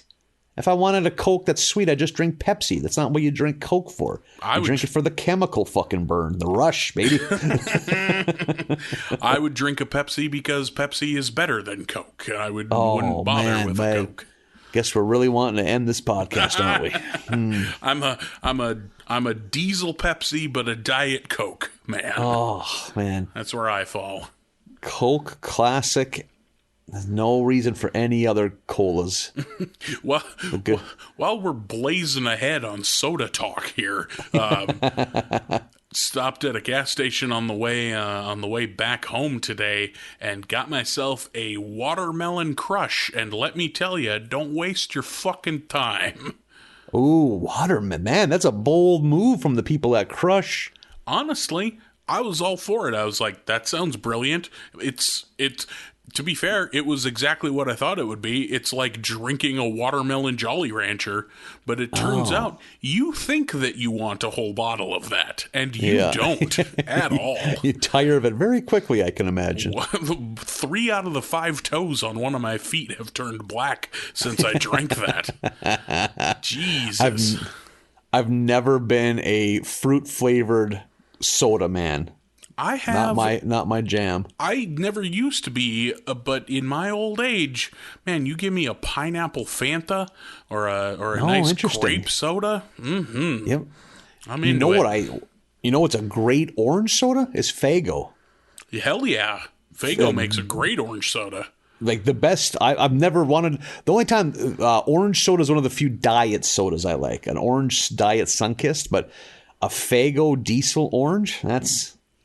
They got. I've also heard from root beer snobs that Faygo makes a pretty good root beer too. Oh, I've never had that. We don't get it here. I don't think we can buy it here. You got to buy it online.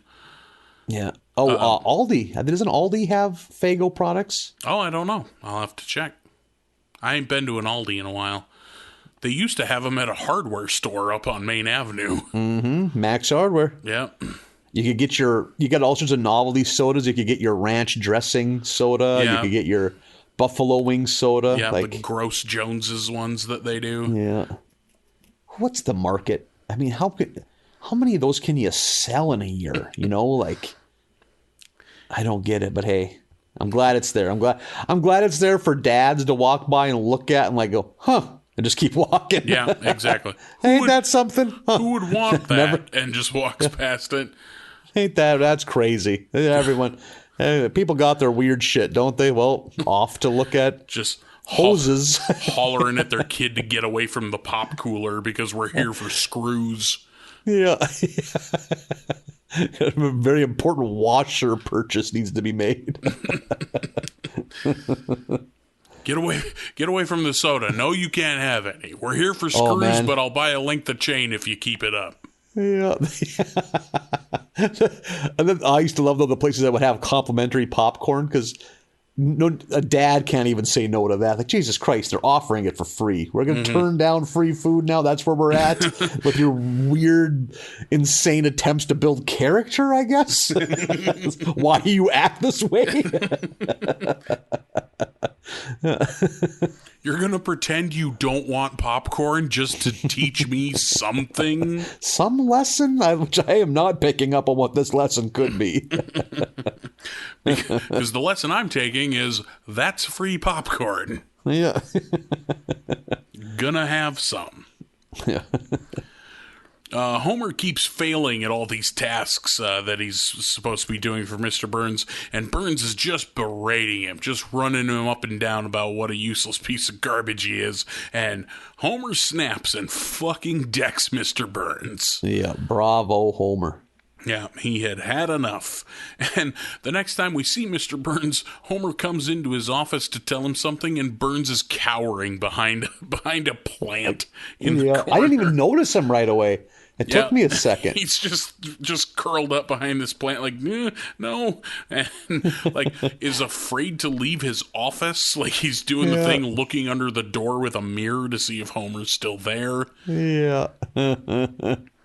Finally, like, figures out how to operate the phone and gets a hold of Smithers, who's on vacation, at a dance club, where there's no ladies. It's like, yep, we know.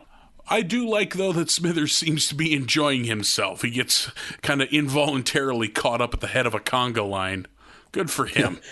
It takes him a while because he's so hung up on Mr. Burns, so he can't bear being away, but he eventually learns to have a little fun. Yeah, and Burns, in the meantime, is learning how to fend for himself. He drives himself home, causing all manner of damage along the way.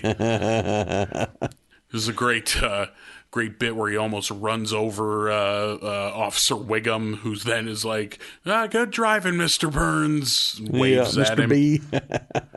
Burns, it turns out, really enjoys living his own life and doing all his own tasks, just in time for Smithers to get back, and Burns fires him. Sends Homer back to his old job, his old station, and fires Smithers. And one thing I hope catches on is answering the phone with ahoy, ahoy. I love that. That's how Mr. Burns, ahoy, ahoy. Next time I call you, that's what I'm expecting. Ahoy, ahoy. ahoy. Ahoy. Yes, yes. Smithers has a plan to get his job back. The one thing that Burns still can't do is talk to his own mother, apparently. So Homer gets Burns' mom on the phone and tries to transfer the call and doesn't know how to do that and hangs up on her, which I can relate to. Transferring calls is hard. It is. With those work phones with all the buttons and everything's blinking. It's like cutting the wire in a bomb in a movie. It's like, oh, God. Do I hit this one and then that one? I've been to a couple of jobs where I had to transfer a call every so often. And it's like, oh, fuck. My last job, I only got calls if they dialed the wrong number, but I mean, they were meant to go to somebody. Mm-hmm. And I think I was transferring back to the operator, but probably not. I did not lose a blink of sleep. You just hit a flashing button and hoped for the best. Yep, it was done. It was no longer someone on the other line, so mission accomplished. I hope it went to somebody else, but it might have just hung up on them. Oh, man. I occasionally had to answer a phone at like a tech support job where like all the customers knew specifically which tech they needed to speak to, and every time it was just like, yeah, I'll send you to Ron, hang on, and you just cross your fingers and hope for the best. Let's hope this works. You should send an email, because no shit. Nobody who works in tech support has what it takes to speak to a human being, but good luck. Click. I'm going to take a picture with my phone of what this man looks like, and you're going to stop and think, holy shit, I don't want to talk to this person. I ought to send an email. That's why everything is done through support tickets and not on the phone, you fucking assholes. Yep, I'm with you. Nothing I hate worse than answering a phone at a job. Yeah. No good. Well, we've got it hard. Our great grandparents were working in a mine when they were 8 years old. Let's send Bjorn in. He can fit into that hole. I'm not that far removed from family members who rode here in a wagon and had to fight off the coyotes at night. Yeah, so they didn't eat the babies. Yeah. That's why they all had 14 kids, because the Wolverines were going to take a couple of them. Yeah, you just assume the coyote raids would take one or two. And the cold winters would take a couple more. Yeah, and then some kind of weird horse disease would take a couple. This windowless scurvy comes through and you shit yourself to death. The cow's titty sacks all went dry, and now the kids are going to starve. All withered up. This windowless round sod house we built is not meant to withstand the ferocity of nature. Who'd have thunk? Should have stayed in St. Louis, everybody. Yeah, remember that? With the lights and the power, the other people. The candles not made from our own fingers. Having neighbors you're pretty sure weren't cannibals. Not having to feel guilty about giving names to the children. Yeah, why are we getting attached to these kids? This is just silly. So Homer fails to transfer the phone call to Mr. Burns because he doesn't know how the phone works, and ends up just like impersonating Burns' mom. Is very quickly found out by Mr. Burns, and then Homer and Smithers have a knockdown, drag-out fight where they're beating each other up, and in the process, Burns is trying to separate them and climbs up on top of his polar bear to get away from them because they're getting too rambunctious. And one of the guys hits the polar bear, knocks it over, which flings Burns out the window down 3 stories onto the parking lot. I was going to say, like a 3-story window. It was a significant fall. Yeah, that was a rough one. Yeah. And then we cut to the hospital where Burns is laid up and helpless, and wouldn't you know it, that means Smithers has to take care of him, which is exactly what he wanted. So we got back to where we wanted to be. I do love a Burns one. Smithers again. I do love that was a fun episode. Yep. We didn't get a lot of feeble Burns, but I still enjoyed it. I just enjoy Burns. It doesn't always have to be feeble. I just enjoy the Burns character. Yep. I was, speaking of feeble Burns, I was surprised in the first episode we talked about this week where they're playing golf because I expected some manner of joke of Burns not being able to swing the golf club. It's fascinating that I didn't catch on. Like, wait a second. He shouldn't be good at golf. He's just dust. Yeah. He's dust in a thin papyrus pouch. Yeah, he's just ready to burst at any time. Papyrus pouch. It's the driest of papers. Just a mummy. It's a living tiny mummy. Yep. Yeah, I fully expected one where like he swings the backswing and the club just like takes him away and he tips over, but nope.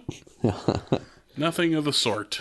So we're up to our final episode of the day, episode 18, The Day the Violence Died, which is a good title. It starts with the kids watching TV, and there's a great cut of Kent Brockman discussing the news, and he mentions casually something about a stowaway bear causing chaos on the space shuttle. But they cut right to the 75th anniversary of Itchy and Scratchy. Yeah. Like, fuck, that made me laugh. Just like the idea of casually mentioning that. I love That's what a bear would do in a tight spot like a space shuttle. In zero gravity? So it's coming up on the 75th anniversary of Itchy and Scratchy, which already made me think, like, this is too old. Like, I'm just doing animation of that caliber in 1920, but hey, that's up to them. I mean, that's around about when all them Steamboat Willie cartoons would have started. That's true. And this is supposed to be their Disney knockoff, so. Yeah, so I was thinking more like 1930, but that's I'm really nitpicking there. Yeah. I sure am. Really getting real into your technicalities and semantics. Yeah.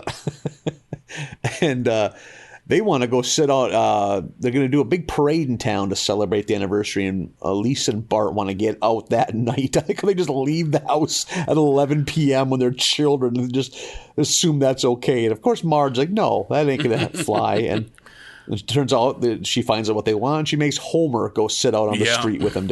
He's just, can't we just give him the gun? That's a great answer.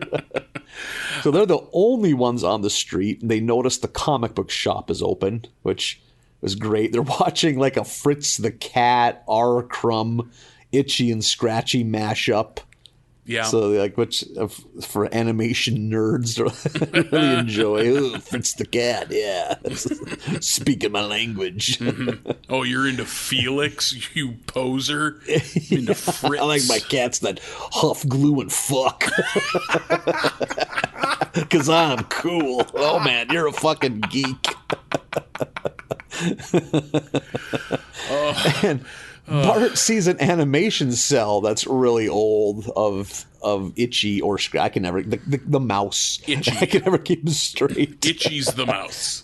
Itchy, okay, I'm itchy. And there's a great line. It's like, I can't remember how much he asked. What's that worth? Like $10, just as a guess. And fucking the comic book guy, are you the creator of High and Lois? Because you're making me laugh. I thought of you right away. Fucking A, what a reference. And God, the fucking comic book guy is such a pud. They do such a great job of building him as a character. And Bart calls him a loser. Man, that's the perfect term for him. After what was it, last week or 2 weeks ago's comic strip talk on this Simpsons we did podcast. A deep dive into comic strip. Like, I was mad at myself for not remembering who drew Hager the Horrible. What a thing to care about. Like, why am I wasting precious hard drive space in my head? What a thing to beat yourself up over. Yeah. Oh, how could I forget about Dick Brown? He spells his name. He spells Dick without the C. It's very unique. That's not okay. All right. Yeah, D-I-K, man. D-I-K, Dick Brown. Baby. Is it regular Brown or is it with a U? Is he one of those Browns? D-I-K-B-R-O-W-N-E, I believe. Oh, this fucking guy is just throwing spelling all out the window. Real spicy tamale of the cartoonist world. If I was working at a liquor store and someone handed me an ID that said Dick Brown, I would ask what their name actually is, because that's a fake name if I've ever heard I one. will sell to you. I don't care how old you are. I just want to know what your real name is. Tell me your story. Yeah. So they go sit down on the street to get their primo spots, and they wake up, and it's mid-parade. They are definitely have shit spots now. Yeah, because while they were napping, they set up the grandstand right in front of them. Yeah, so great. Holy shit. I was laughing heartily, and I love when the parade goes into Bumtown. It's just a fucking disaster. Like all the floats have to kick it into road gear. Yeah, all the peeling out of there. All the walkers dive into the floats. Yeah, a great glimpse of the 4-H club. I really appreciated that. I forgot that the 4-H club was in the seedy part of town. Yeah, and is just dilapidated. And as the parade peels off, a homeless man chases after it and throws tomatoes. And Bart finds out this guy's backstory. I think his name is Chester Lampwick. Mm-hmm. And he's a homeless man. He claims that he was the one that actually created Itchy and Scratchy, and that Roger Myers stole the idea from him. And he shows him all that. Is it him and Milhouse? Bart and Milhouse get to see the old film strip? I believe it's just Bart, but I could be wrong. Oh, it's not. Okay, yeah. I don't know why I was thinking Milhouse is there, but they watch that video, and it just, like old film is known to do, it just disintegrates. Just starts, just poof, and it's gone. Old film is not a very stable product. Get that shit on a VHS tape. That's weird to me that there are movie stars of the 20s that have like virtually no movies left in existence. Like, there are movies that were considered classics in their day that are gone. It's just so weird to me. Gone. Yeah, it's wild. Yeah. There's kind of a grassroots effort to prevent the same thing from happening to video games, because as the hardware you play them on slowly becomes extinct, so then does the games. That's fascinating. I never thought of that. Yeah. Yeah, there's some manner of like video game historical preservation society in San Francisco that this dude started up. Because what happens when the last Atari doesn't work anymore? Yeah, and then but the classics they've already emulated and stuff. They exist all over, but some of those offshoot games, they probably I never even thought of that. What are we going to do if we live in a world without the last Jaguar? Yeah. Good point. I remember when I went to school and I first went to Moorhead State, which is just a little Minnesota 4-year school on the outskirts of Fargo, North Dakota. And finding out like that film department there owned copies of a handful of movies that were the only copies in existence. Which I find fascinating. Like Lillian Gish was like in her mid-80s, who she's like the first female movie star probably. she showed up in Fargo, North Dakota at a very advanced age because she wanted to see one of her early movies, and we were the only place she could get it at. That's she wanted to see it in a theater. You know, we have a theater on campus, so Lillian Gish sat down with these greasy film nerds who probably just mouth breathed around this, probably weighed 60 pounds because this tiny elderly woman watched one of her movies. And then it's like, then she answered a few questions and hustled out the door. I was, oh, that is fascinating. Just a gaggle of the comic book guys all surrounding this 60-pound woman. Tell me, Lillian, what was Mary Pickford? Just, this gross nasally voices. It's like, how are you inhaling and exhaling at the same time? It's so gross. Ugh. Asking her about people she's never even heard of. Yeah, just the hot breath. It's a real damp room. Yeah, ugh. We can't have more than 6 in here at once. It ruins the film. You're making her cry. Stop talking. Your bad breath is upsetting her. She's a very delicate old woman. Their breath smells like the stables. Father used to have a horse named Buckles. These boys, they smell like Buckles. Jeeves, take me away from these Buckle boys.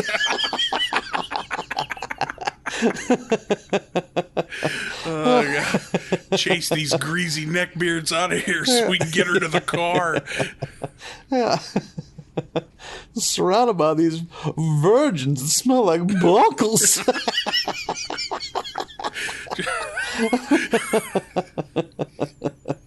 Oh, God. Whew. Oh, man. So Bart now is all about getting Chester Lampwick Buckles.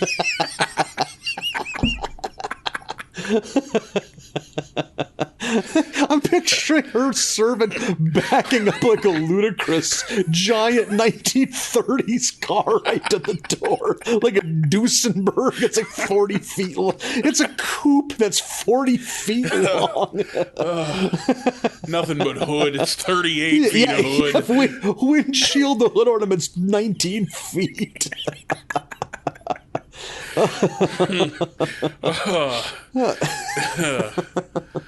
She's just tiny. She rides on a bag on his back like Yoda.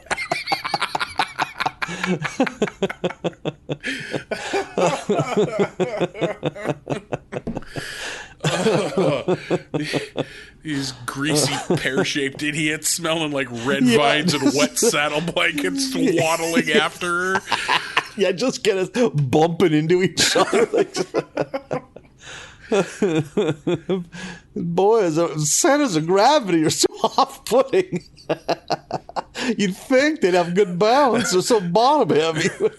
I don't understand the physics of these boys. A tittering and a tottering. Oh.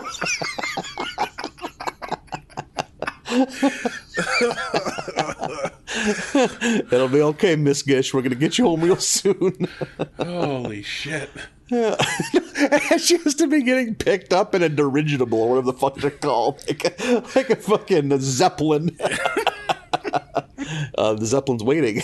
Good, I can't handle these boys. Oh, shit. They all breathe like they got the croup.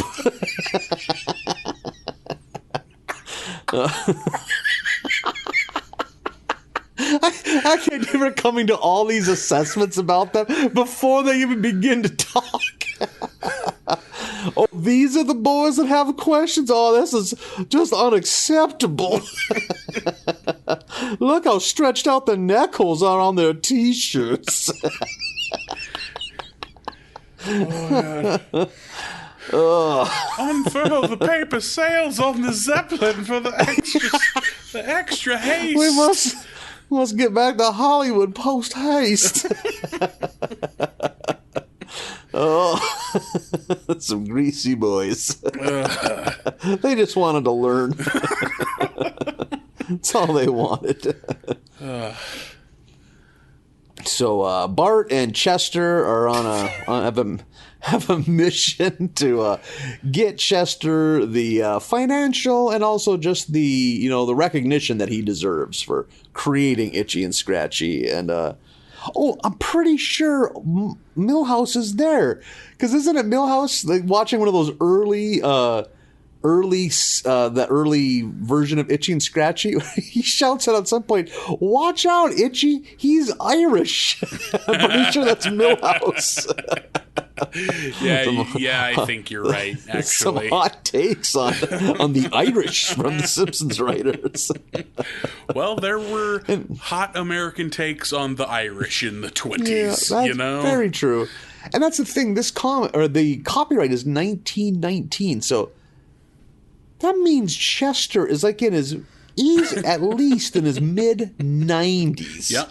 It's a very spry homeless man for being in his mid-90s. But hey, a mid-90s hobo can still really huck a tomato at a passing parade. I'm just going to say, he's got an arm on him for a guy, someone in his 90s. So they go to court, and against all odds, they win. It's Chester Lampwick gets an $800 million payoff from the Myers family, which Bart does not put two and together. That means he has just bankrupted Itchy and Scratchy Studios. They lock it up, the lights turn off, and now, he don't get shit anymore. So, and Chester Lampwick's like, fuck this, I'm going to go buy a gold house. That's what I want to do. I want to live in a gold mansion. Which just logistically doesn't seem like it would, retain heat well. It wouldn't. Yep. It wouldn't breathe. I feel like most things, I want this, X item, but solid gold isn't what you fucking want at all. It takes a team of Clydesdales to open and close a bedroom door because it weighs 20,000 pounds. Shit. I do like, too, when Lisa and Bart turn on the TV. Now there's no more Itchy and Scratchy, so they're showing an old version, like a joke, satire version of Schoolhouse Rock. Yeah. And it's about amendments. And Bart is like, what is this supposed to be? And Lisa's like, it's nostalgia-filled play on a 70s cartoon to appeal to Gen Xers. Yeah. And Bart is just not having it. He's like, we need another Vietnam to thin out their ranks. Just like, Jesus, Bart, going hard in the paint. He has had enough of Gen X. So you're young enough, man. You're firmly in the millennium crowd. I am right on the precipice between Gen X and millennium, depending on what you go by. Yeah, I made it into the millennial generation by I don't know, probably 3 to 5 years, depending on which graph you use, depending on which definition you use. Have you ever thought, once you start your music career, which I'm sure is any day now, one of your albums needs to be titled Marlennial? Oh, fuck. Yep. I hadn't. Plant that seed, let it fucking germinate. Something you do is going to have to be called Marlennial at some point in time. It fits too well. I am very happy that you're accepting the realities of this. If it has to happen. You have to remember, I am of an age where the Willennium was cool. And I remember it fondly. So, yeah, absolutely, I'll name something Marlennium. You have to be wearing very cool futuristic sunglasses, because apparently the millennium still is the future. Yep. That was 21 years ago. What? Yeah, I'm bringing it back. No, that's not how time works. It's cool, trust me. Yep. So Bart is and Lisa, very downtrodden on the fact that Itchy and Scratchy are no longer a thing. They go, we gotta right this wrong. They got to help get Itchy and Scratchy back in the air. But so they go back to Chester and ask if he can give them money. Because what is it? I don't know how much money they need to get the show back up and running. Like $180,000. I don't know. Maybe the number isn't even mentioned. But Because at one time he asks Homer for an obscene amount of money at one point. Yeah, it was, I think you're right. I think somewhere over 100,000. Yeah, like 180 grand or something. And Homer's about to, he's like, okay, and takes out his wallet as if he's like, wait a second. Wait a second. I just love the idea of like, sure, I can cover that. It's in my wallet. Yeah. That's a gag I think they go to 3 times during this episode, and it's very well done. Him just always opening the wallet without asking questions. Yeah. And they do convince Chester to help get Itchy and Scratchy back on their feet, get the studio working again. But it turns out they are dismayed to find out that a different brother-sister duo, Lester and Eliza... This was a bizarre ending. Yeah, man. Bizarre is the right word for it. Because it's not particularly super funny. I mean, it's weird, so you laugh at it. But it's like, what the fuck is going on right now? Like, if they're drawn like in a slightly different animation style. Like, yeah, they look kind of like the Tracy Ullman versions of Lester and Lisa. Good point. Or, Good Bart point. and Lisa. Yeah. And then the episode just ends with Bart in the living room and Lester slow rolling past the house, and Lester giving Bart a very angry glare, and Bart just staring at him wide eyed as he just crosses out of sight. Like, and just fade to black. That's the fuck is going on? Yeah, like just a weird like, oh, usually it's us that save the day, but it was these other kids we've never seen, and that's just how they ended it. So weird, yeah. Which I mean, I love. I like an oddball ending like that. So, okay, it's another example of the Simpsons just getting to do what they want to do, because no studio exec greenlights an ending that fucking weird. Yeah, no kidding. They just have carte blanche to do whatever they like, and good on them. I like it. Yep, I like it when it's shit like this. I don't like it when it's them circle jerking around George Harrison for fucking 23 minutes. Ugh.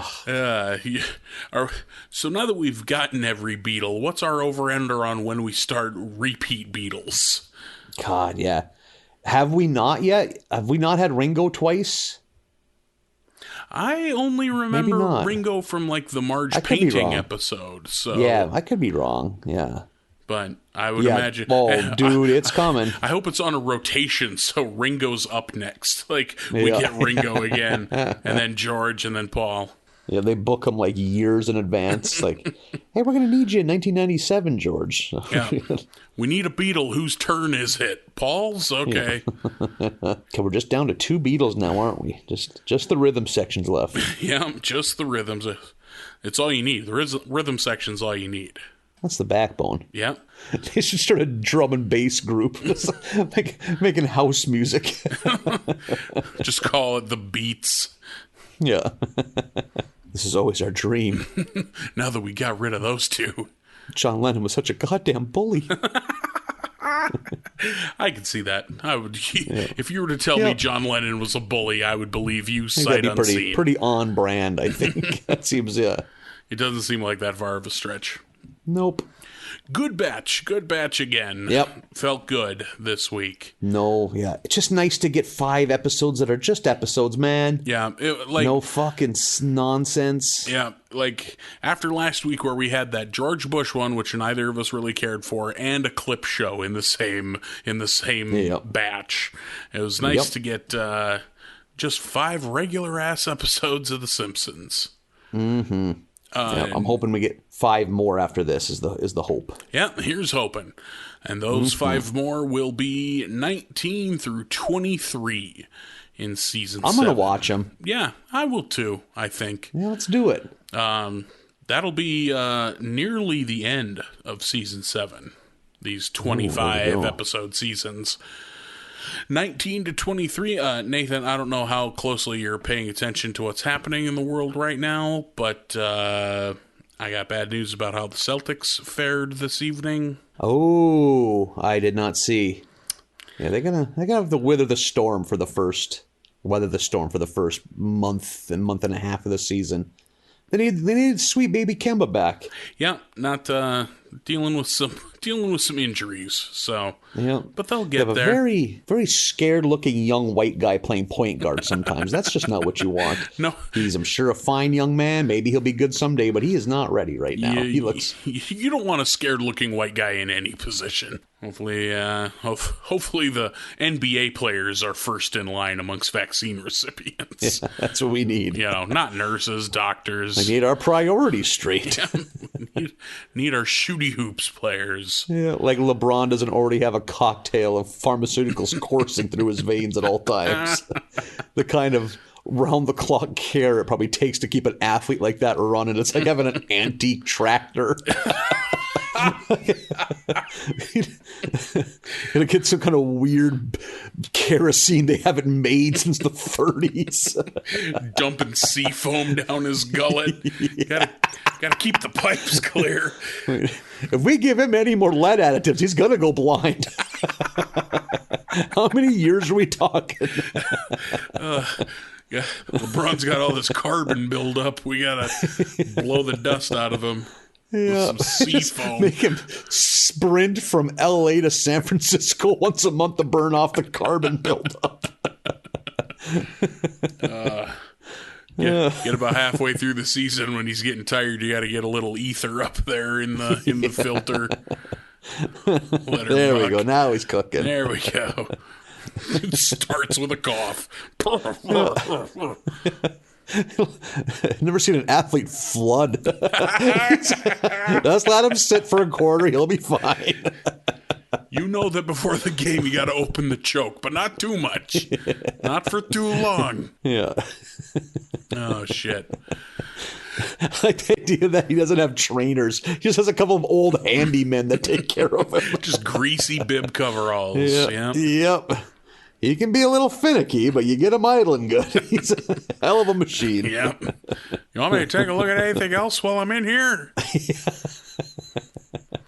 Are we playing God? Is that what we're saying? I don't know what we're up to. Nothing I can do to help you with that hairline. That's just how it looks.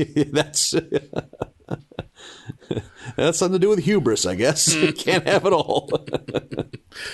Well, everyone enjoy your week. Next week, episodes 19 to 23, I will continue watching Shooty Hoops. And I want to say something. A shout out to our faithful listener, Daniel, who is going through some medical troubles recently. Sounds like he's on the road to recovery, which we here hope he is. So, yeah.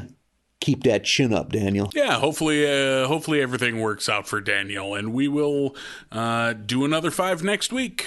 Have a good week, everybody.